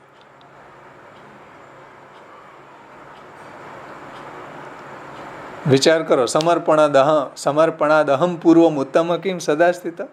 સમર્પણ પહેલાં શું એવી કોઈ હતી આપણી મહત્તા? ભગવાનની સેવાના કારણે, સમર્પણના કારણે, ભક્તિના કારણે એવી મહત્તા આપણામાં આવી છે. તો એનું કારણ આપણે નથી, ભગવાન છે. તો એ વાત અહીંયા કહે છે કે દેશે જીવ પ્રથમ તો અત્યંત હીન હતો, તાકો અંગીકાર કરી કે ભગવદી ભયો. ભગવદી થવાનું કારણ ભગવાને એનો અંગીકાર કર્યો છે એટલે થયો છે. તબ વાકો ભાવ કી બડાઈ હોય વેશું અભિમાન ભયો, તબ પ્રભુ અપ્રસન્ન ભયે, તામે જીવ કી મહાહાનિ કહા હૈ, જો પશ્ચાતાપ હોય. જાસુ પશ્ચાતાપ ન કરવો. એટલે આવો કોઈ પશ્ચાતાપ ન કરવો, આવી આપણી જે હીનતા છે એનો પણ હવે વિચાર ન કરવો કે હવે પ્રભુએ આપણને પોતાનો ગણી લીધો છે, પોતાની સેવાનું દાન આપણને કર્યું છે. તો એ રીતના હીનતાનો વિચાર ન કરવો, પશ્ચાતાપ ન કરવો. આપણા વાર્તા પ્રસંગોની અંદર પણ એવા ઘણા બધા પ્રસંગો આવે છે કે ભાઈ સમર્પણ પહેલાં કેવી એની કક્ષા હતી. કટહરિયા જુઓ તમે, મેહા ઢીમર જુઓ, હતા ને બધા, ચીતુ ચોબા જુઓ.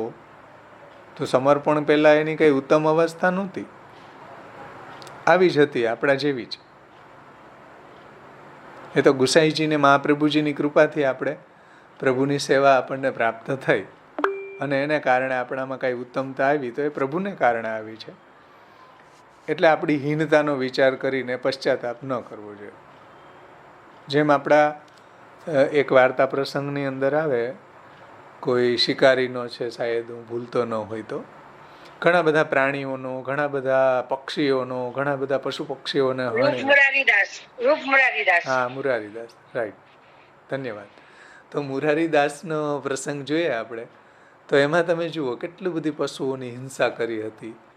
અને જ્યારે સમર્પિત થયા, જ્યારે ગુસાઈજીની કૃપાથી એને બ્રહ્મસંબંધ પ્રાપ્ત થયું, ભગવત સેવા પરાયણ થયા, પછી પણ એને પશ્ચાતાપ થતો હતો કે મેં આટલી હિંસા કરી, આટલી હત્યા કરી, આમ કરી દીધું, આટલું કર્યું, થતો હતો એને. પ્રસંગની વાર્તા પ્રસંગની અંદર જુઓ તો ત્યારે બધા જેની હિંસા કરી હતી એ બધાએ એને સ્વપ્નમાં કહ્યું કે ભાઈ તમે પ્રભુના સેવક થયા, તમે બ્રહ્મસંબંધ લીધું, તમે પ્રભુના અનન્ય આશ્રિત થયા, તમે પ્રભુને સમર્પિત થયા, એટલે હવે અમારો ઉદ્ધાર થઈ ગયો. કેમ કે તમારા દ્વારા અમારું જે હિંસા થઈ હતી એટલે એનો હવે તમે પશ્ચાતાપ ન કરો, છે ને, એવા પ્રસંગ આવે છે.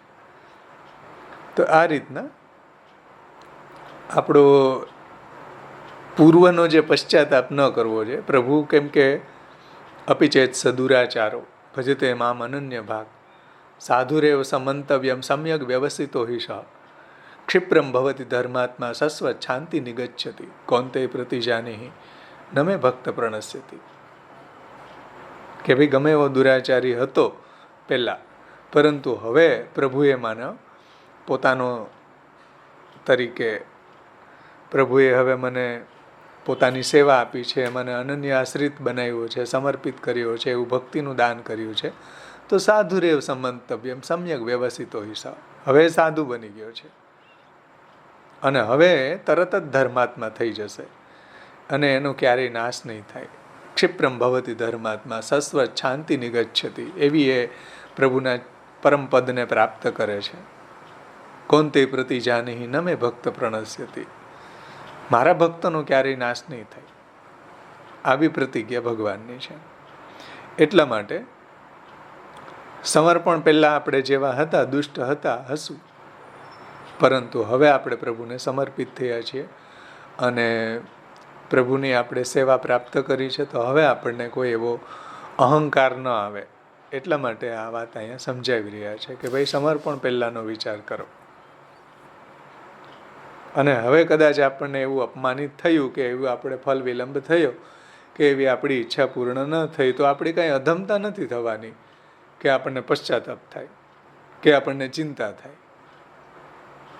સમજો, કેમ કે આ નવરત્ન ગ્રંથ જે છે ને એનો જ આ એક્ઝામ્પલ છે. નવરત્ન ગ્રંથ છે ને, સૂત્ર છે ને, મહાપ્રભુજીના જે દરેક 16 ગ્રંથ જોશો તો એક જ વસ્તુ ઘણી બધી રીતે દરેક ગ્રંથમાં એ રિપીટેડલી હેમરિંગ કરવામાં આવે છે કે જેમ કે નવરત્નમાં ચિંતા કાપી ન કાર્ય નિવેદિત આત્મભી કદાપિથી, ભગવાન આપે પુષ્ટિ તો ન કરી શકી લૌકિક જગતે.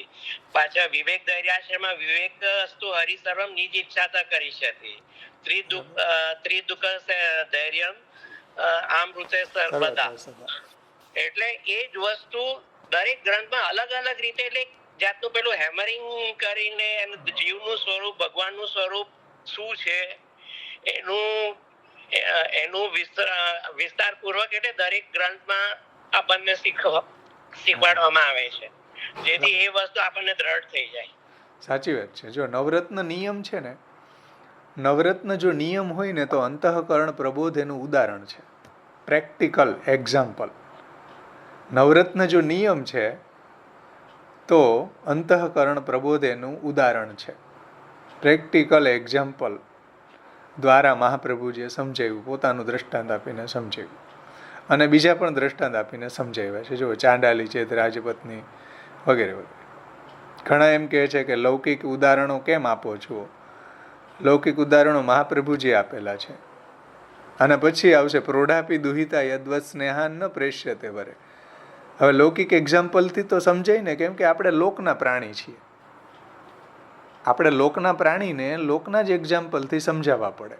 આ અંતઃકરણ પ્રબોધમાં મહાપ્રભુજીએ લૌકિક એક્ઝામ્પલ જ આપ્યા. જુઓ બધાય, ન લૌકિક પ્રભુ કૃષ્ણો, લૌકિક પ્રભુવત કૃષ્ણો ન દ્રષ્ટવ્યમ કદાચનમ, ચાંડાલી ચેદ રાજપત્ની, પછી પ્રોઢાપી દુહિતા યદ્વત સ્નેહાન ન પ્રેષ્યતે વરે, બધાય લૌકિક એક્ઝામ્પલ આપીને સમજાવ્યા ગ્રંથ. કેમ? આપણને સમજમાં આવે એટલા માટે. લોકમાં જે આપણને કોઈ નિત્ય લીલાનું એક્ઝામ્પલ આપે કે કોઈ બીજા બ્રહ્માંડનું એક્ઝામ્પલ મહાપ્રભુજી આપે, તો પાછું એ એક્ઝામ્પલ સમજાવવા માટે બીજું એક્ઝામ્પલ આપવું પડે. એટલે ઘણા લોકો આવું કે પ્રશ્ન કહેતા હોય કે ભાઈ કેમ લૌકિક દ્રષ્ટાંતો બહુ આપો છો? ભાઈ લૌકિક દ્રષ્ટાંત સિદ્ધાંતને સમજવા માટે છે, એના વગર આપણને સમજમાં ન આવે સિદ્ધાંત. મહાપ્રભુજી પોતે આપી રહ્યા છે. તો નવરત્ન નિયમ છે તો અંતઃકરણ પ્રબોધ એનું એક્ઝામ્પલ છે, ઉદાહરણ છે. અને વારંવાર એક વાત જે છે મહાપ્રભુજી ઘણા દૃષ્ટિકોણથી આપણને સમજાવવા માગે છે કે આપણને એ વાત સાંગોપાંગ સમજમાં આવે. એટલા માટે કોઈ વાત સૂત્રના રૂપમાં કહી દીધી હોય તો ફરીથી એનું પાછું દૃષ્ટાંત આપીને સમજાવે, એને એક્ઝામ્પલ આપીને સમજાવે છે ને. જેમ આપણે કેટલા બધા એક્ઝામ્પલ જોયા. નાના બાળકને એકડો એટલા માટે જ કૂટાવવામાં આવે, નાનો બાળક ભણતો હોય ત્યારે એકડો કૂટાવવામાં આવે, એક ને એક જ વસ્તુ એને દ્રઢ થાય એટલા માટે.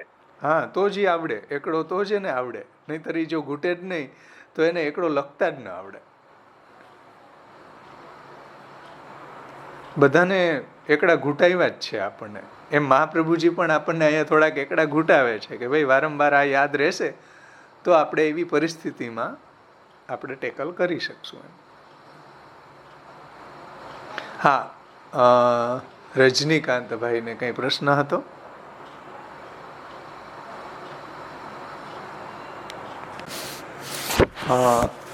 રઘુનાથજીની ટીકા સમર્પણાદહમ પૂર્વમ ઉત્તમ કિમ સદાસ્તિ, તે આપણે જોયું, ત્રીજો શ્લોક જોયો ને. ભાવેશભાઈ પેજ નંબર કોને? રઘુનાથજીની ટીકા 32 પેજ ઉપર છે. સત્ય સંકલ્પતો વિષ્ણુ નાન્યથાતુ કરિષ્યતિ, શ્લોક નંબર 4. સત્ય સંકલ્પતો વિષ્ણુ નાન્યથાતુ કરિષ્યતિ આજ્ઞેવ કાર્યા સતતમ સ્વામી દ્રોહો અન્યથા ભવે. સત્ય સંકલ્પતો વિષ્ણુ, વિષ્ણુ એટલે ભગવાન શ્રી કૃષ્ણ. અહીંયા વિષ્ણુનો અર્થ અહીંયા કોઈ ગુણાવતાર નથી લેવાનો. વિષ્ણુ ગુણાવતાર પણ છે અને શ્રી કૃષ્ણનું નામ પણ વિષ્ણુ છે, કે જેનો વ્યાપક હોવાનો જે સ્વભાવ છે એ વિષ્ણુ. જેમ જેનો સહન કરવાનો સ્વભાવ હોય એને સહિષ્ણુ કહેવાય, એવી રીતના જેનો વ્યાપક હોવાનો સ્વભાવ છે એ વિષ્ણુ. અહીંયા વિષ્ણુ એટલે કોઈ ગુણાવતાર નહીં હો, બ્રહ્મા વિષ્ણુ શિવના અંતર્ગત વિષ્ણુ નહીં. સત્ય સંકલ્પ તો વિષ્ણુ નાન્યથાતુ કરિષ્યતિ. કારણ કે ઘણાને એવી ભ્રાંતિ હોય કે વિષ્ણુ મર્યાદા માર્ગી છે. વિષ્ણુ શબ્દ મહાપ્રભુજીએ ખૂબ છૂટથી વાપરેલો છે, અને વિષ્ણુનો અર્થ થાય જે વ્યાપક છે, જે ભગવાન શ્રી કૃષ્ણ. તો શ્રી કૃષ્ણ છે એ સત્ય સંકલ્પવાળા હોવાથી સત્ય સંકલ્પ તો વિષ્ણુ, ભગવાનનો સંકલ્પ છે એ સત્ય છે, એટલે અન્યથા નહીં કરે, ફલ વિલંબ નહીં કરે, આપણો ત્યાગ નહીં કરે, આપણું અહિત નહીં કરે ક્યારે, કેમ કે સત્ય સંકલ્પ છે, અન્યથા થવા જ નહીં દે ભક્તનું. નાન્યથા તું કરીષ્યતિ આજ્ઞેવ કાર્ય સતતમ સ્વામી દ્રોહો અન્યથા ભવેત. નિરંતર હંમેશા પ્રભુની આજ્ઞા પ્રમાણે જ રહેવું જોઈએ. આજ્ઞેવ કાર્ય સતતમ, હંમેશા ઠાકોરજીની આજ્ઞા અને ઠાકોરજીની મુખારવિંદ રૂપ શ્રી મહાપ્રભુજીની આજ્ઞા. આમાં ટીકાકારોએ એવો અર્થ લીધો છે કે મહાપ્રભુજીની આજ્ઞાનું પણ ભગવદ રૂપ ભગવાન વસ્તુતઃ કૃષ્ણ એવા શ્રી આચાર્ય ચરણોની આજ્ઞા પ્રમાણે પણ ચાલવું, સતત ચાલવું. આજ્ઞેવ કાર્ય સતતમ સ્વામી દ્રોહો અન્યથા ભવે. જો એની આજ્ઞા પ્રમાણે મહાપ્રભુજીની આજ્ઞા પ્રમાણે ચાલવામાં ન આવે તો સ્વામીનો દ્રોહ થશે, આચાર્યજીનો દ્રોહ થાય. ભાઈ, મહાપ્રભુજીની આજ્ઞાનું જો ઉલ્લંઘન કરવામાં આવે તો મહાપ્રભુજીનો દ્રોહ થશે, ભગવદ દ્રોહ થશે. ભગવદ આજ્ઞા સદૃશ જે આચાર્ય ચરણોની આજ્ઞા છે એ આજ્ઞાનું પાલન કરવામાં ન આવે તો ઠાકોરજીનો અને આચાર્ય ચરણોનો બંનેનો દ્રોહ થશે, એવું ટીકાકારો કહે છે કે આજ્ઞેવ કાર્ય સતતમ સ્વામી દ્રોહો અન્યથા ભવેત. નિરંતર હંમેશા પ્રભુની કે શ્રી આચાર્ય ચરણોની આજ્ઞા પ્રમાણે ચાલવું જોઈએ. જો એ આજ્ઞા પ્રમાણે ચાલવામાં ન આવે તો સ્વામીનો દ્રોહ થાય છે, મહાન અપરાધ થાય છે. શ્રી રઘુનાથજી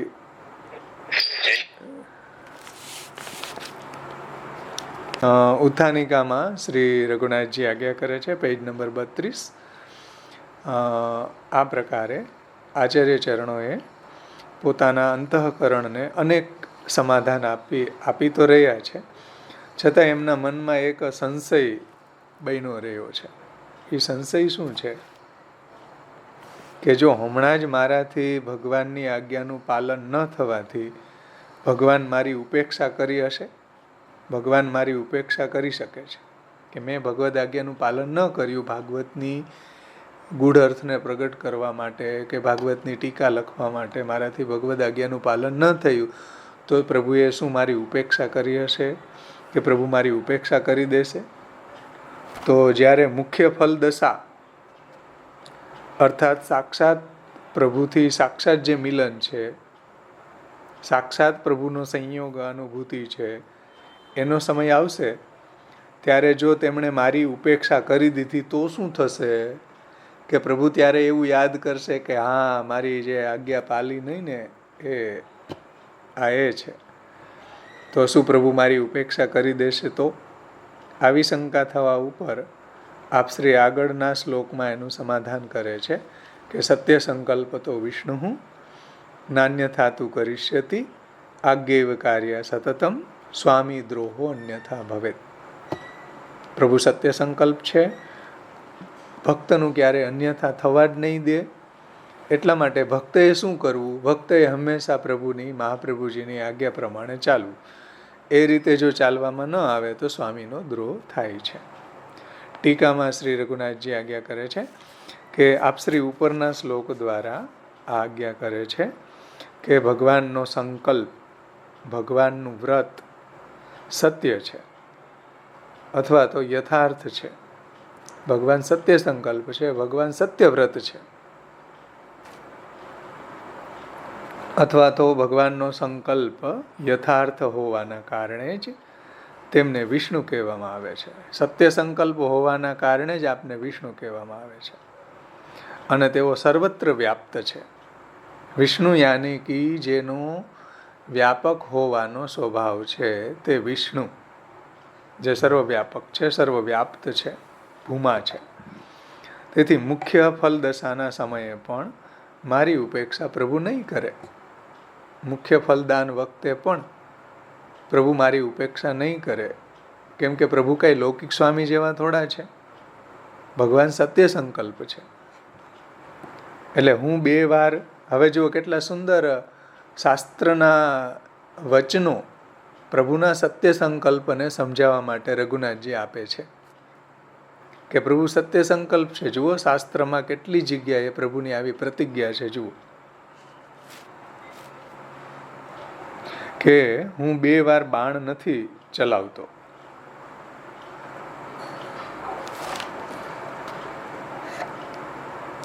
એટલે શું ભાઈ? દ્વિશ્વિરમ દ્વિશરમ નાભિસંધતે, 2 વાર બાણ નથી ચલાવતો. એટલે સત્ય પ્રતિજ્ઞા સંકલ્પ છે એટલે એકવાર જે કરે એમાં આવી જ જાય, પછી બીજી વાર કરવાની જરૂર જ નથી. હા, સત્ય સંકલ્પ હોવાથી એક જ બાણમાં જે કાર્ય સાધવાનું છે એ સિદ્ધ થઈ જ જાય. એમાં કઈ ખાલી જવાનું આવે જ નહીં. એટલે 2 વાર બાણ નથી સાધતો.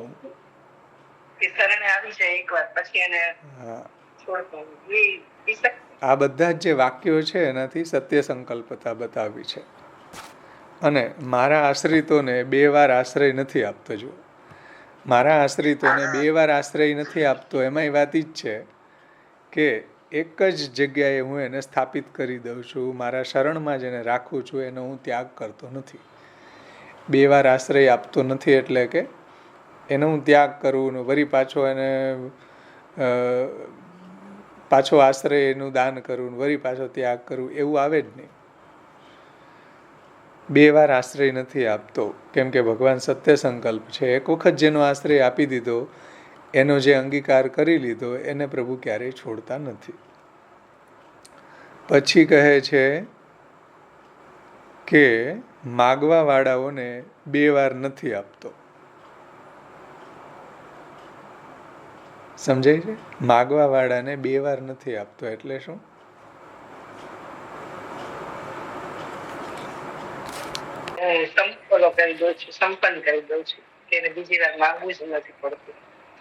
હા, બરાબર. માગવા વાળાને 2 વાર નથી આપતો એટલે 1 વાર એટલું આપી દઉં કે એને માગવા પણ રહેતું જ નથી. હે માંગન આયે સો ફિર માંગન ન કહાય, બધાઈ માઈ આજ બધાઈ. જન્માષ્ટમીની વધાઈમાં જુઓ કે જે માગવા વાળામાં આવ્યા એ ફરી પાછું એને માગવા જેવું રહ્યું જ નહીં ક્યાંય. એટલું આપી દીધું નંદરાયજીએ. વો માંગન ન કહાય, જો માંગન આયે સો ફિર માંગન ન કહાય. છે ને? તો આ ભગવાનની સત્ય પ્રતિજ્ઞા છે. માગવા વાળાઓને 2 વાર નથી આપતો અને એક જ વાતને 2 વાર નથી બોલતો, કેમ કે સત્ય સંકલ્પ છું. મારી જે પ્રતિજ્ઞા છે એક જ વખત મેં પ્રતિજ્ઞા કરી લીધી, પછી વાત પૂરી થઈ ગઈ. હવે તસ્માન મચ્છરણમ ગોષ્ઠમ મન્નાથમ મત પરિગ્રહમ ગોપાએ સ્વાત્મયોગેન સોયમ મેં વ્રતાહિત ન મેં ભક્ત પ્રણશ્યતિ. ભગવાન સત્ય સંકલ્પ છે. જુઓ, ભગવાનની પ્રતિજ્ઞાનો વિચાર કરો એક વખત, આનંદ આવી જશે. આનંદ થઈ જશે કે ભગવાનની આવી પ્રતિજ્ઞાઓનો વિચાર કરીને તો બહુ મોટું આશ્વાસન આપણને મળી જાય. પછી કહે છે કે શક્રુદેવ પ્રપન્નો યો તવાસ્મી ઇતિ યાચતે અભયમ સર્વભૂતેભ્યો દદામ્ય તદ્વ્રતમ મમ. વાલ્મીકી રામાયણનો આ શ્લોક છે. એમાં ભગવાન કહે છે કે એક જ વાર મારી શરણાગતિ કરી લે કોઈ, અનન્યતાથી મારે શરણે આવી જાય અને એવું કહે કે હે પ્રભુ હું તમારો છું. કૃષ્ણ તવાસ્મી ઇતિ યાચતે અભયમ સર્વભૂતેભ્યો દદામ્ય તદ્વ્રતમ મમ. મારે શરણે આવીને એટલું બોલી જાય કે હે પ્રભુ હું આપનો છું, જેવો છો એવો આપનો, જૈસો હું તૈસો કહાવું તેરો. તો આ પ્રકારે મારી સમક્ષ યાચના કરે તો હું એને બધા પ્રકારે અભયદાન આપી દઉં છું. એટલે મારા જે આશ્રયનું દાન કર્યું છું, આવું મારું વ્રત છે. વાલ્મીકી રામાયણ 6:18-33 ભગવાન કહે છે. તો આ બધા ભગવાનના સત્ય સંકલ્પના દ્રષ્ટાંતો અહીંયા આપેલા છે શાસ્ત્રના કોટેશન દ્વારા. ભગવદ્ ગીતામાંય ભગવાન કહે છે, 9મો અધ્યાય 31મો શ્લોક, ક્ષિપ્રમ ભવતી ધર્માત્મા સસ્વત શાંતિ નિગચ્છતિ કૌંતે પ્રતિ જાનિહિ ન મે ભક્ત પ્રણશ્યતિ. મારા ભક્તનો ક્યારેય નાશ હું નહીં થવા દઉં. ભગવાનની પ્રતિજ્ઞા છે. જેમ મહાપ્રભુજીએ કહ્યું, સેવાયાંબા કથાયાંબા યસ્યા શક્તિ દૃઢા ભવેત યાવત જીવમ તસ્ય નાશો ન ક્વાપીતિ મતિર્મમ. છે ને, એ સત્ય સંકલ્પતા છે. તો એ રીતે હે અર્જુનજી, હે અર્જુન, તમે આ પ્રતિજ્ઞા કરો કે મારા એટલે ભગવાનના જે ભક્ત છે, ભગવાનના જે શરણે આવેલા છે, એનો ક્યારેય નાશ નહીં થવા દે, એના ભાવનો ક્યારેય નાશ નહીં થવા દે, એનો ક્યારેય પ્રભુ ત્યાગ નહીં કરે.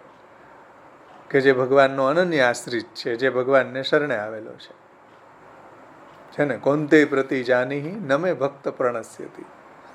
કોંતે પ્રતિ ભગવાન કહે છે કે તું એવી પ્રતિજ્ઞા કર કે જે ભગવાનનો ભક્ત છે એનો નાશ નહીં થવા દઉં હું, કેમ કે હું ભક્તોની પ્રતિજ્ઞાનું પાલન કરું છું. કદાચ મારી પણ તોડી દઉં, પણ ભક્તોની પ્રતિજ્ઞાને હું પાડું છું.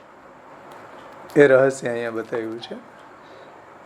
તો વગેરે બધા શ્લોકો દ્વારા આ વાત જાણી લેવી જોઈએ કે આચાર્ય ચરણોનું તાત્પર્ય એ છે કે જે ભગવાને મને બીજી બધી જગ્યાથી હટાવીને એમના ભજનમાં લગાવી દીધો.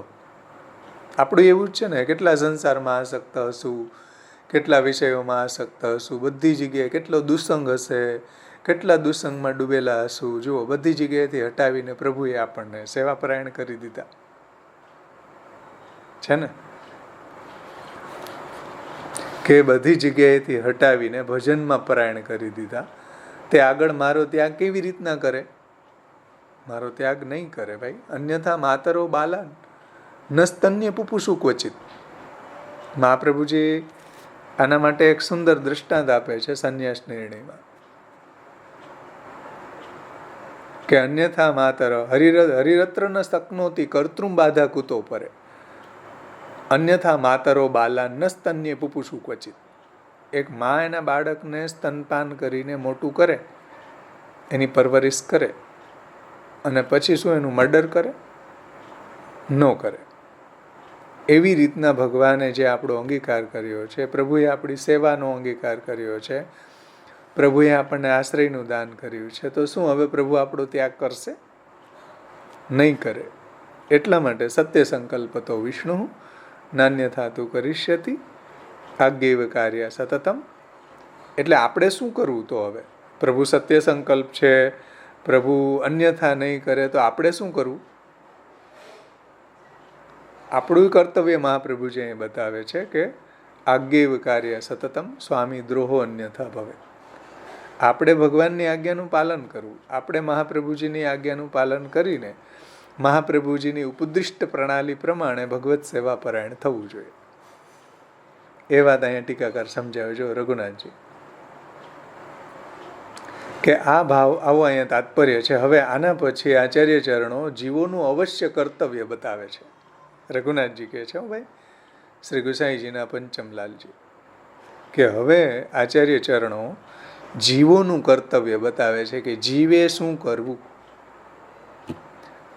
જીવોનું અવશ્ય કર્તવ્ય બતાવે છે કે આજ્ઞૈવ કાર્ય સતતમ સ્વામી દ્રોહો અન્યથા ભવેત.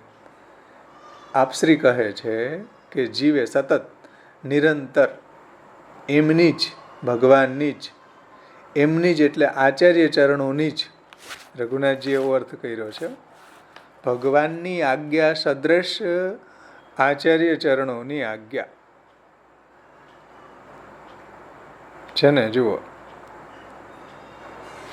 સતતમ નિરંતરમ આચાર્ય દ્વારા યા આજ્ઞા સ એવ કાર્યા ન તો કદાચિત અપી. આ રઘુનાથજી કહે છે ભાઈ. જુઓ, નિરંતરમ સતતમ નિરંતરમ આચાર્ય દ્વારા યા આજ્ઞા સ એવ કાર્યા ન તો કદાચિદ અપી અનાજ્ઞપ્તમ અન્યમતિ સિદ્ધમ વા.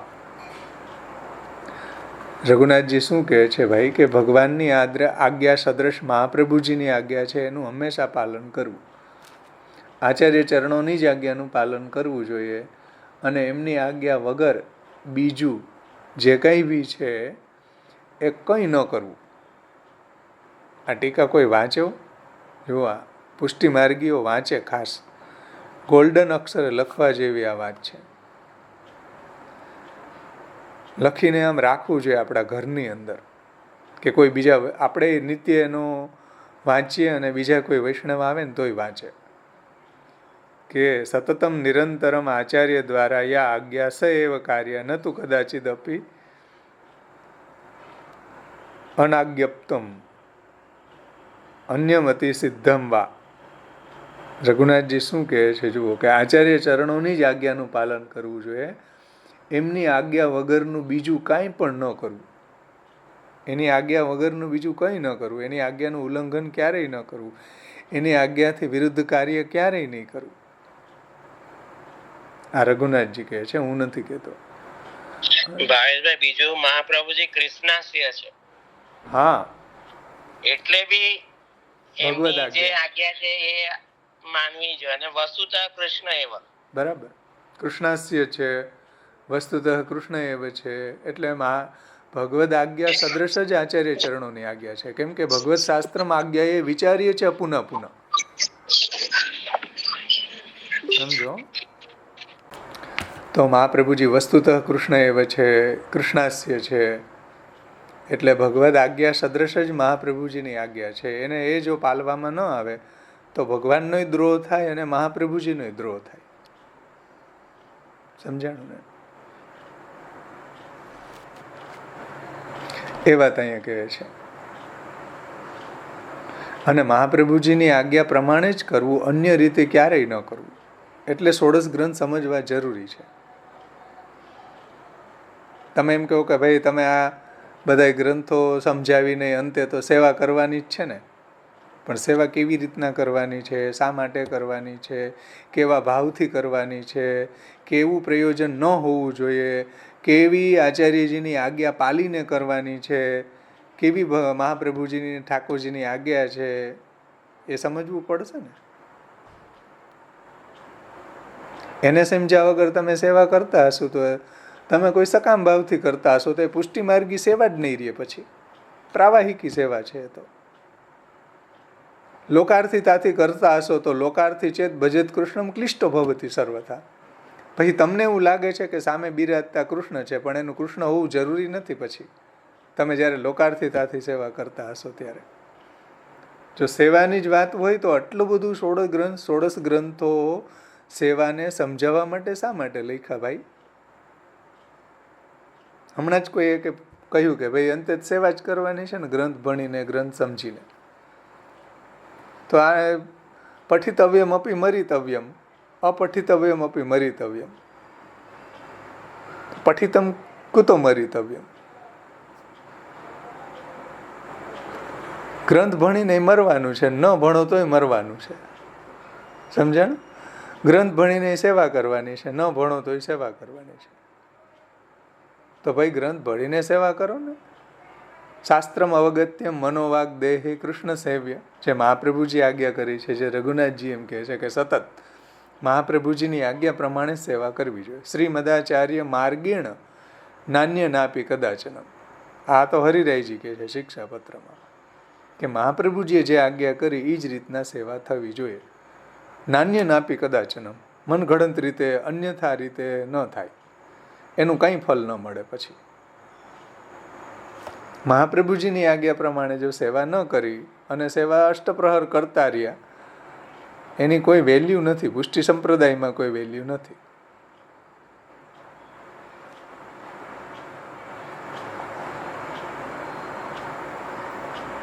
ખબર નહીં, મન ફાવે એવું બોલી જાય બધાય. મનાંસી યત્ર ગચ્છંતી તત્ર ગચ્છંતી વાનરા. જે મન ફાવે એમ બોલે ને એને વાંદરાઓ કહેવાય. અને શાસ્ત્રાણી યત્ર ગચ્છંતી તત્ર ગચ્છંતી વૈનરા. અને જે શાસ્ત્ર અનુસાર બોલે એ નર કહેવાય, જેન્ટલમેન કહેવાય. અને મનગણત બોલી જાય છે મૂર્ખાઓ, એ બધા એને વાંદરાઓ કહેવાય. મનાંચી યત્ર ગચ્છંતી તત્ર ગચ્છંતી વાનરા. કે જે આખા પુષ્ટિ સંપ્રદાયનો આધાર બીમ મહાપ્રભુજીની વાણી છે. કોઈ પણ ધર્મ સંપ્રદાયમાં, આપણા એક નહીં, રામાનુજ લઈ લ્યો, માધવ લઈ લ્યો, નિંબાર્ક લઈ લો, કોઈ બી ધર્મ સંપ્રદાય લઈ લો, શંકરાચાર્યનો ધર્મ સંપ્રદાય લઈ લો, બધાનો આધાર ગ્રંથ ઉપર હોય. જે બી એની સાધના પ્રણાલી છે, સેવાની હોય, શરણાગતિની હોય, કથા ગુણગાનની હોય, કોઈ બી હોય, જે તત્ત સંપ્રદાયની, એ બધાનો આધાર કેની ઉપર હોય? મનગણત હોય. કોઈ બી ધર્મ સંપ્રદાયનો આધાર મનગણત, બધા મન ફાવે એમ કરો, સ્વચ્છંદ આચરણ કરો, એવું હોય? બધાની નીવ, બધાનું ફાઉન્ડેશન આચાર્યોની વાણી હોય છે. અને એ વાણીથી જો જરા બી આડાવડા જઈને કોઈ કાંઈ પણ કરે, એ પુષ્ટિમાર્ગી નથી, નથી ને નથી જ. ગમે એવો પભ હોય, બાપા હોય, ગોબા હોય, કોઈ બી હોય, મહાપ્રભુજીની વાણીથી વિરુદ્ધ આચરણ કરતા હોય તો એ પુષ્ટિમાર્ગી નથી. તસ્મા શ્રી વલ્લભાખ્ય તદુદિત વચનાત અન્યથા રૂપયંતી ભ્રાંતા. જો આ ગુસાઈજીના શબ્દો ભ્રાંતા, આ ભ્રાંત છે.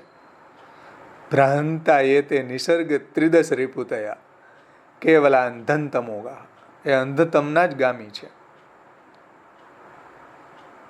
એ રઘુનાથજી કહે છે, ગુસાઈજી કહે છે. ગુસાઈજીની વાત જ અહીં રઘુનાથજીના શબ્દો ઈ જ છે. જુઓ કે એમની આજ્ઞા વગરનું બીજું બધું જ જીવને સતત કંઈ પણ ન કરવું, અને ક્યારેય પણ અન્ય બીજા મતો દ્વારા આપેલ આજ્ઞાનું પાલન ન કરવું.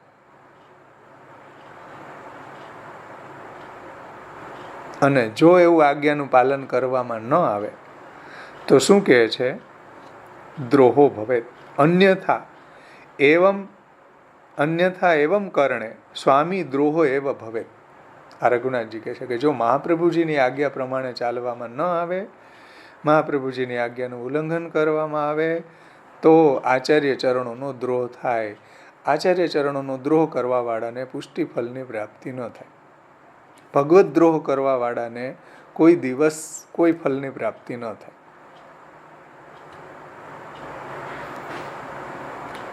આપણા આચાર્યોની વાણી છે, અન્યથા એવમ કરણે સ્વામી દ્રોહો ભવેત એવમ ભવેત. જો અન્ય રીતે કરવામાં આવે સેવા તો સ્વામીનો દ્રોહ થાય. મહાપ્રભુજીની આજ્ઞા પ્રમાણે સેવા કરવામાં ન આવે. સેવાના તો કેટલા બધા પ્રકાર ગયા વખતે ધવલભાઈએ સર્વોત્તમ સ્તોત્રમાં બતાવ્યા હતા ને. કેટલા બધા જુઓ, કર્મના અંગરૂપ હોઈ શકે, જ્ઞાનના અંગરૂપ હોઈ શકે, પ્રાવાહિકી હોઈ શકે, માર્યાદિકી તંત્રશાસ્ત્રમાં દીક્ષા લઈને કરવામાં આવતી હોય તો એ માર્યાદિકી હોઈ શકે. કેટલી બધી સેવા છે. કઈ સેવા કરશો ભાઈ? સેવા અંતે તો સેવા જ કરવાની છે ને. કઈ કરવાની છે? પ્રાવાહિકી કરવાની કે કર્માંગ કરવાની, કર્મના અંગભૂત કરવાની, કે જ્ઞાનના અંગભૂત કરવાની, કે ઉપાસના માર્ગના અંગભૂત સેવા કરવાની? કઈ સેવા તમે કરો એનો તો ડિસાઈડ કરો. કે લોકાર્થિતાથી કરવાની, લોકાર્થી ચેત ભજેત કૃષ્ણમ ક્લિષ્ટો ભવતી સર્વથા. સેવા તો મુખ્ય ભીતરિયા કરે એવી રીતના માણસો રાખીને કરવાની કે ચાલો હવે બધાય માણસો રાખી લીધા અને અમે રોજ પ્રસાદ લઈએ, તો આને સેવા કહેવાય? કે રોજ અમે પ્રસાદનું ટિફિન મંગાવી લઈએ, આને સેવા કેવી? સેવા કેવી કે ને ડિસાઈડ કોણ કરશે? સેવા કોને કેવી? એ મહાપ્રભુજીની વાણી એમાં પ્રમાણ છે. એ ડિસાઈડ કરશે કે આ સેવા પુષ્ટિ માર્ગી છે કે મર્યાદા માર્ગી છે કે પ્રાવાહિકી છે કે કર્માંગ છે કે જ્ઞાનાંગ છે કે ઉપાસનાંગ છે કે પૂજાંગ છે. એનો ડિસાઈડ કોણ કરશે? ડિસિઝન કોણ આપશે? મન ફાવે એવું બોલી જ નાખવું. મૂર્ખાઓ એવા જ આ પુષ્ટિ માર્ગમાં જ ભરાણા પાછા આવે. અંતે તો સેવા જ કરવાની છે ને. કોઈ બી ધર્મ સંપ્રદાયનું જે બેઝ છે એ એના ગ્રંથો હોય છે, એના આચાર્યોના ગ્રંથો હોય કોઈ બી, અને એની બહાર કોઈ બોલતું જ ન હોય. તમે અત્યારે યુટ્યુબ ઉપર જુઓ શંકરાચાર્યના કેટલા બધા પ્રવચનો, શંકરાચાર્ય અત્યારના આધુનિક શંકરાચાર્યના જુઓ. કોઈ બી શંકરાચાર્યના ભાષ્ય છે, શંકરાચાર્યની વાણી છે, એની બહાર કોઈ ન બોલે. એટલે તો ગીતાજીમાં કીધું છે ને, તસ્માત શાસ્ત્ર પ્રમાણ કાર્યકારી.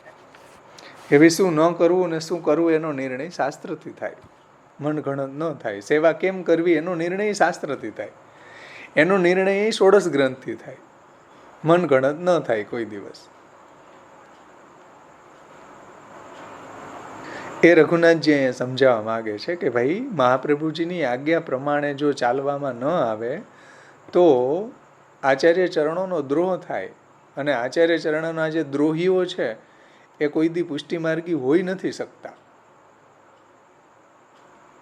એને એવી ભ્રાંતિ થઈ ગઈ હોય તો ભલે હોય કે અમે પુષ્ટિમાર્ગી છીએ, પરંતુ મહાપ્રભુજી કે આપણા આચાર્યો કે આપણા ટીકાકારો એને પુષ્ટિમાર્ગી ગણતા નથી. એને દ્રોહી માને છે, એને ભગવત દ્રોહી માને છે, એને વલ્લભ દ્રોહી માને છે. મહાપ્રભુજીના દ્રોહીઓ છે આ બધા, અને એ બધા અંધતમ નરકમાં જવાના છે. ભ્રાંત છે. કેમ કે તસ્મા શ્રી વલ્લભાખ્ય તદુદિત વચનાદ અન્યથા રૂપયંતી ભ્રાંતા જે તે નિસર્ગ ત્રિદશ રીપુતયા કેવલાંધંતમોગા. એટલું ઇમ્પોર્ટન્સ આચાર્ય ચરણોની વાણીનું છે. કદાચ સેવા જીવનમાં ન નભીને તોય કૃષ્ણ મળી શકે છે શરણાગતિથી. સમજાણું ને? કેવલ કથા ગુણગાનની પ્રણાલીથી પણ કૃષ્ણ મળી શકે છે. કેવલ ભાગવતથી પણ કૃષ્ણ મળી શકે છે. બાહ્યાભ્યાંતર ભેદેન નામનિશ્ચૈકમ તતસ્ત્રેધા. ભગવાનના નામાત્મક સ્વરૂપથી નહીં કૃષ્ણ મળી શકે ભાગવતથી. તીર્થાટનથી નહીં કૃષ્ણ મળી શકે છે, જે મહાપ્રભુજીએ પ્રકાર બતાવ્યો છે. ભાગવત પાઠનો પ્રકાર બતાવ્યો છે, શરણાગતિનો પ્રકાર બતાવ્યો છે, કથા પક્ષ બતાવ્યો છે, સેવા પક્ષ બતાવ્યો છે. પણ મહાપ્રભુજીની આજ્ઞા પ્રમાણે કોઈ બી પક્ષ જો હશે તો કૃષ્ણ મળશે, અન્યથા નહીં મળે. તો આ રીતના અહીંયા કેટલું સુંદર રઘુનાથજીનું વ્યાખ્યાન જુઓ તમે. સત્ય સંકલ્પ તો વિષ્ણુ નાન્યથા તું કરીષ્યતિ. પ્રભુ સત્ય સંકલ્પ છે, આપણું ક્યારે અન્યથા નહીં થવા દે. આપણું જે થશે આપણું કલ્યાણ જ થશે, આપણું હિત જ થશે. જે ભગવાને ગીતાજીમાં કહ્યું છે ને કે જે નહીં કલ્યાણકૃત કશ્ચિત દુર્ગતિમ તાત ગચ્છતિ. કલ્યાણકારી માર્ગ ઉપર ચાલવા વાળાની ક્યારેય દુર્ગતિ થતી નથી. આ ભગવાનના વાક્યો છે. કલ્યાણકારી માર્ગ ઉપર જે ચાલે છે એની કોઈ દિવસ દુર્ગતિ ન થાય. જ્ઞાનાસ્થાય નરો રાજન ન પ્રમાદ્યત ન કરહિચિત ધાવન નિમિલ્યવા નેત્રે ન સ્પતે ન સ્ખલે દિહ.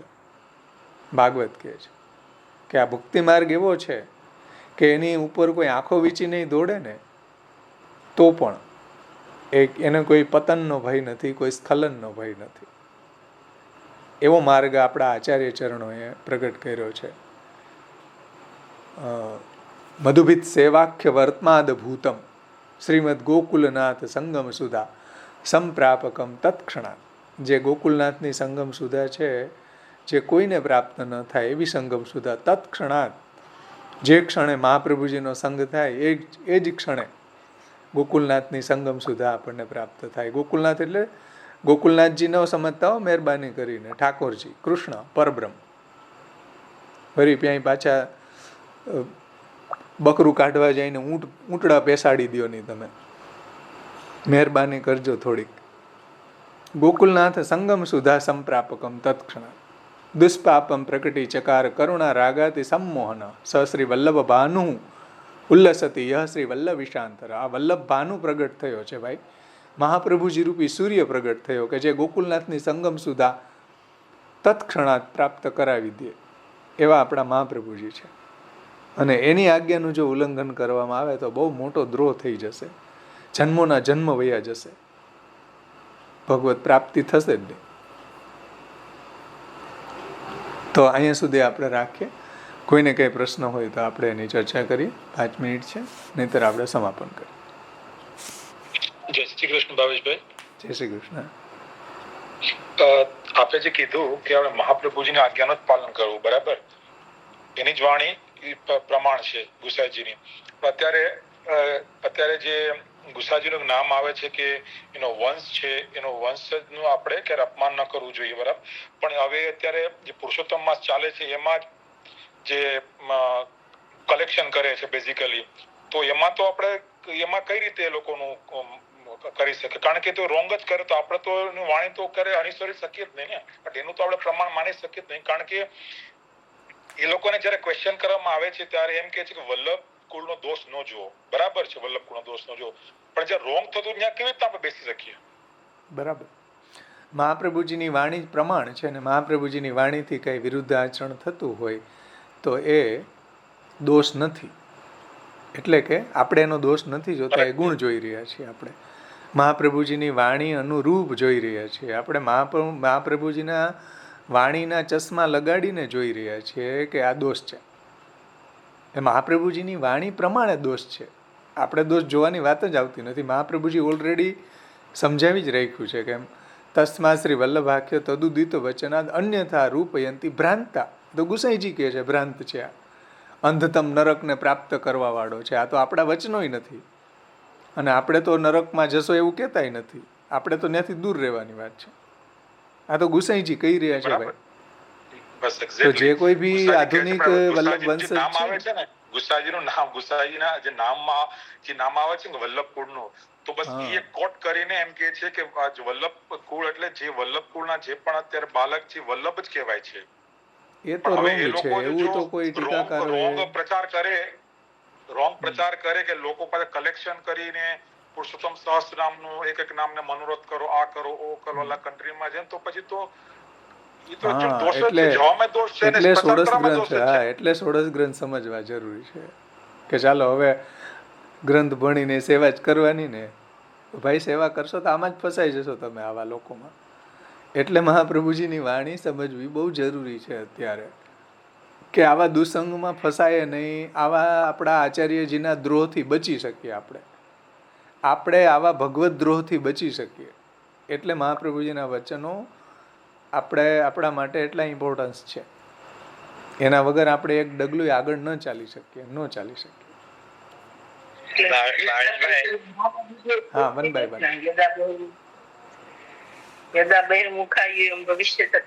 હા, આચાર્યજીનું છે ને શિક્ષા શ્લોક એને યાદ કરી લ્યો એટલે સમજમાં આવી જશે તરત.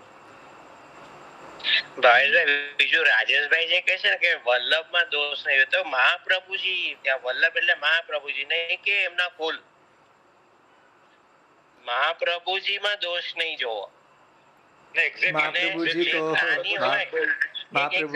જે જ્ઞાની હોય, જેને બધું જ સર્વમ ખલુ ઇદમ બ્રહ્મ એ સ્થિતિ પર પહોંચી ગયો તો એ તો કોઈનામાં બી દોષ નહીં જોઈએ, કારણ કે એને તો બ્રહ્મ સ્થિતિ પ્રાપ્ત થઈ ગઈ છે. એને બધું જ બ્રહ્મ જ કરી રહ્યું છે. બ્રહ્મ છે એટલે એ જ્ઞાનીના માટે છે. પણ આપણા જે ભક્તિ માર્ગમાં જે છે એના માટે તમારે દોષ તો જોવા જ પડશે ને. દોષ વગર ખબર શું પડશે કે આપણે કયા રસ્તે સાચા રસ્તે જઈ રહ્યા છે કે નથી જઈ રહ્યા. કોઈ પણ વસ્તુનો ગુણ દોષનો વિચાર આપણું શાસ્ત્ર જ કરે છે. આપણે જોવાની જરૂર નથી. આપણું શાસ્ત્ર પ્રમાણે આપણે ચાલીએ ને તો બાય ડિફોલ્ટ આવી જ ગયું. કેમ કે કેનો સંગ કરવો કેનો ન કરવો એ તો આપણા આચાર્યો કહે છે. તો ગુણદોષનો વિચાર આપણે નથી કરતા, આપણા શાસ્ત્રો કરે છે ભાઈ. કોનો સંગ કરવો કોનો ન કરવો, કયું વેલિડ છે કયું વેલિડ નથી, એ તો આપણું શાસ્ત્ર બતાવે છે. આપણે તો એ શાસ્ત્ર પ્રમાણે ચાલીએ છીએ. એક્ઝેક્ટલી. મહાપ્રભુજીની વાણી અને શાસ્ત્રો જ પ્રમાણિત છે. પણ અત્યારે શું છે કે આપણે સત્ય વસ્તુ કહેવા છે, કારણ કે આપણેમાં નથી એવા ગુણ. આપણે મહાપ્રભુજીની વાણી સત્સંગમાં કહીએ તો શું થાય છે, એ લોકો ઇમોશનલ થઈ જાય છે બહુ. એટલે પુરુષોત્તમ બાવા શું કે ભાવલા વેડા જેવું, એના જેવું થઈ જાય છે. કારણ કે આપણે રોંગ જગ્યાએ કોઈ પણ વલ્લભકુળ આપણે એમ નથી કહેતા, પણ જે રોંગ કરી રહ્યા છે તો આપણે એમાં ઇન્વોલ્વમેન્ટ સાથ થવું, શા માટે થવું. અને આપણે મહાપ્રભુ સીધા સાંભળીએ છીએ, વાંચીએ, છતાંય જો ઇન્વોલ્વમેન્ટ થાય તો પછી તો મહાદોષો જ કહેવાય. તો એ મહાપ્રભુજીનો દ્રોહ છે. એ બધા મહાપ્રભુજીના દ્રોહી છે.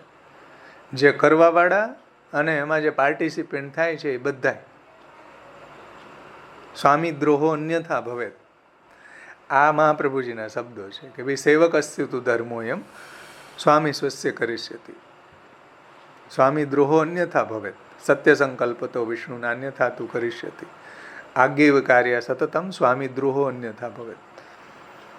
અને તો મહાપ્રભુજીના વંશમાં મહાપ્રભુજી હોય તો પછી તમે વિચાર કરો કે કૃષ્ણના વંશમાં બધા કૃષ્ણ જોવા જોઈએ ને. કેમ કૃષ્ણના વંશજોને કોઈ પૂજતા નથી? રામના વંશ છે, વંશ જ પૂજાતો હોત તો કૃષ્ણના વંશને અત્યારે કેમ કોઈ કૃષ્ણ નથી માનતા?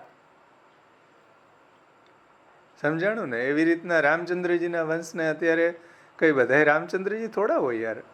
થોડીક તો નો સેન્સ વાપરતા લોકો હશે કે નહીં, બહુ આશ્ચર્યની વાત છે. ખુદ મામા સંસ છે એના. હા, હરિરાયજી પણ ના પાડે છે, પણ કોણ એ વિચાર કરે છે? હા, બરાબર છે કે ભાઈ તમે અસુર જ છો એમ જવું કરો છો તો. એક્ઝેક્ટલી. જો હરિરાયજી શિક્ષાપત્રમાં કહે છે કે શ્રીમદાચાર્ય તત્પુત્રાન હિત્વાત સ્વત સ્વામિનીરપી તત્તુલ્ય બુદ્ધ્યા નાશ. શ્રી મહાપ્રભુજી, ગુસાઈજી, બ્રજભક્તો, યમુનાજી, આ બધા જે મોટાઓ છે, પરિકર છે, એની સમાન આધુનિક જે લોકો છે કે વલ્લભ વંશજો છે, એની અંદર બુદ્ધિ કરી તો એ બુદ્ધિ એની ભ્રષ્ટ થઈ ગઈ છે, એ આસુરાવેશી છે. ગોપેશ્વરજી ટીકામાં આજ્ઞા કરે છે કે એ આસુરાવેશી છે. તત્તુલ્ય બુદ્ધ્યા નાશ, એની બુદ્ધિ ભ્રષ્ટ થઈ ગઈ છે. ભૂતલ પર કોઈને જાણવા નહીં એમ. હા, ભૂતલ ઉપર કોઈને ન માનો. આ તત્વોની સમાન એની સરખામણી કોઈની સાથે ન કરાય. જે સાક્ષાત પરબ્રહ્મ છે એની સરખામણી કોઈની સાથે ન થાય ભાઈ, પ્લીઝ. પહેલાં ગ્રંથો મહાપ્રભુજીના સમજો, પછી આપણે બધાને મહાપ્રભુજીની વાણી સમજાવો, બધાને જવાબ મહાપ્રભુજીની વાણીથી આપો. ન સમજે તો ભગવદ ઈચ્છા માનો, પણ આપણી ડ્યુટી છે કે મહાપ્રભુજીની વાત સમજાવવી. જે કાંઈ બી મહાપ્રભુજીના સિદ્ધાંત વિરુદ્ધ આચરણ થઈ રહ્યું છે એનાથી દૂર રહેવું, બીજા લોકોને સમજાવવા એ પણ દૂર રહે. ભગવદ અપરાધ, આપણા આચાર્ય ચરણોનો અપરાધ ન થાય એનું આપણે બધાએ કાળજી લેવી જરૂરી છે. તો આપણો સમય થઈ ગયો. આશ્રયનું પોત બોલી સમાપન કરું. આવતી વખતે આપણે મહાપ્રભુજીની કૃપાથી આગળના શ્લોકોનું અવગાહન કરશું. કોઈને કંઈ પ્રશ્ન હોય તો આવતી વખતે પૂછી શકો છો.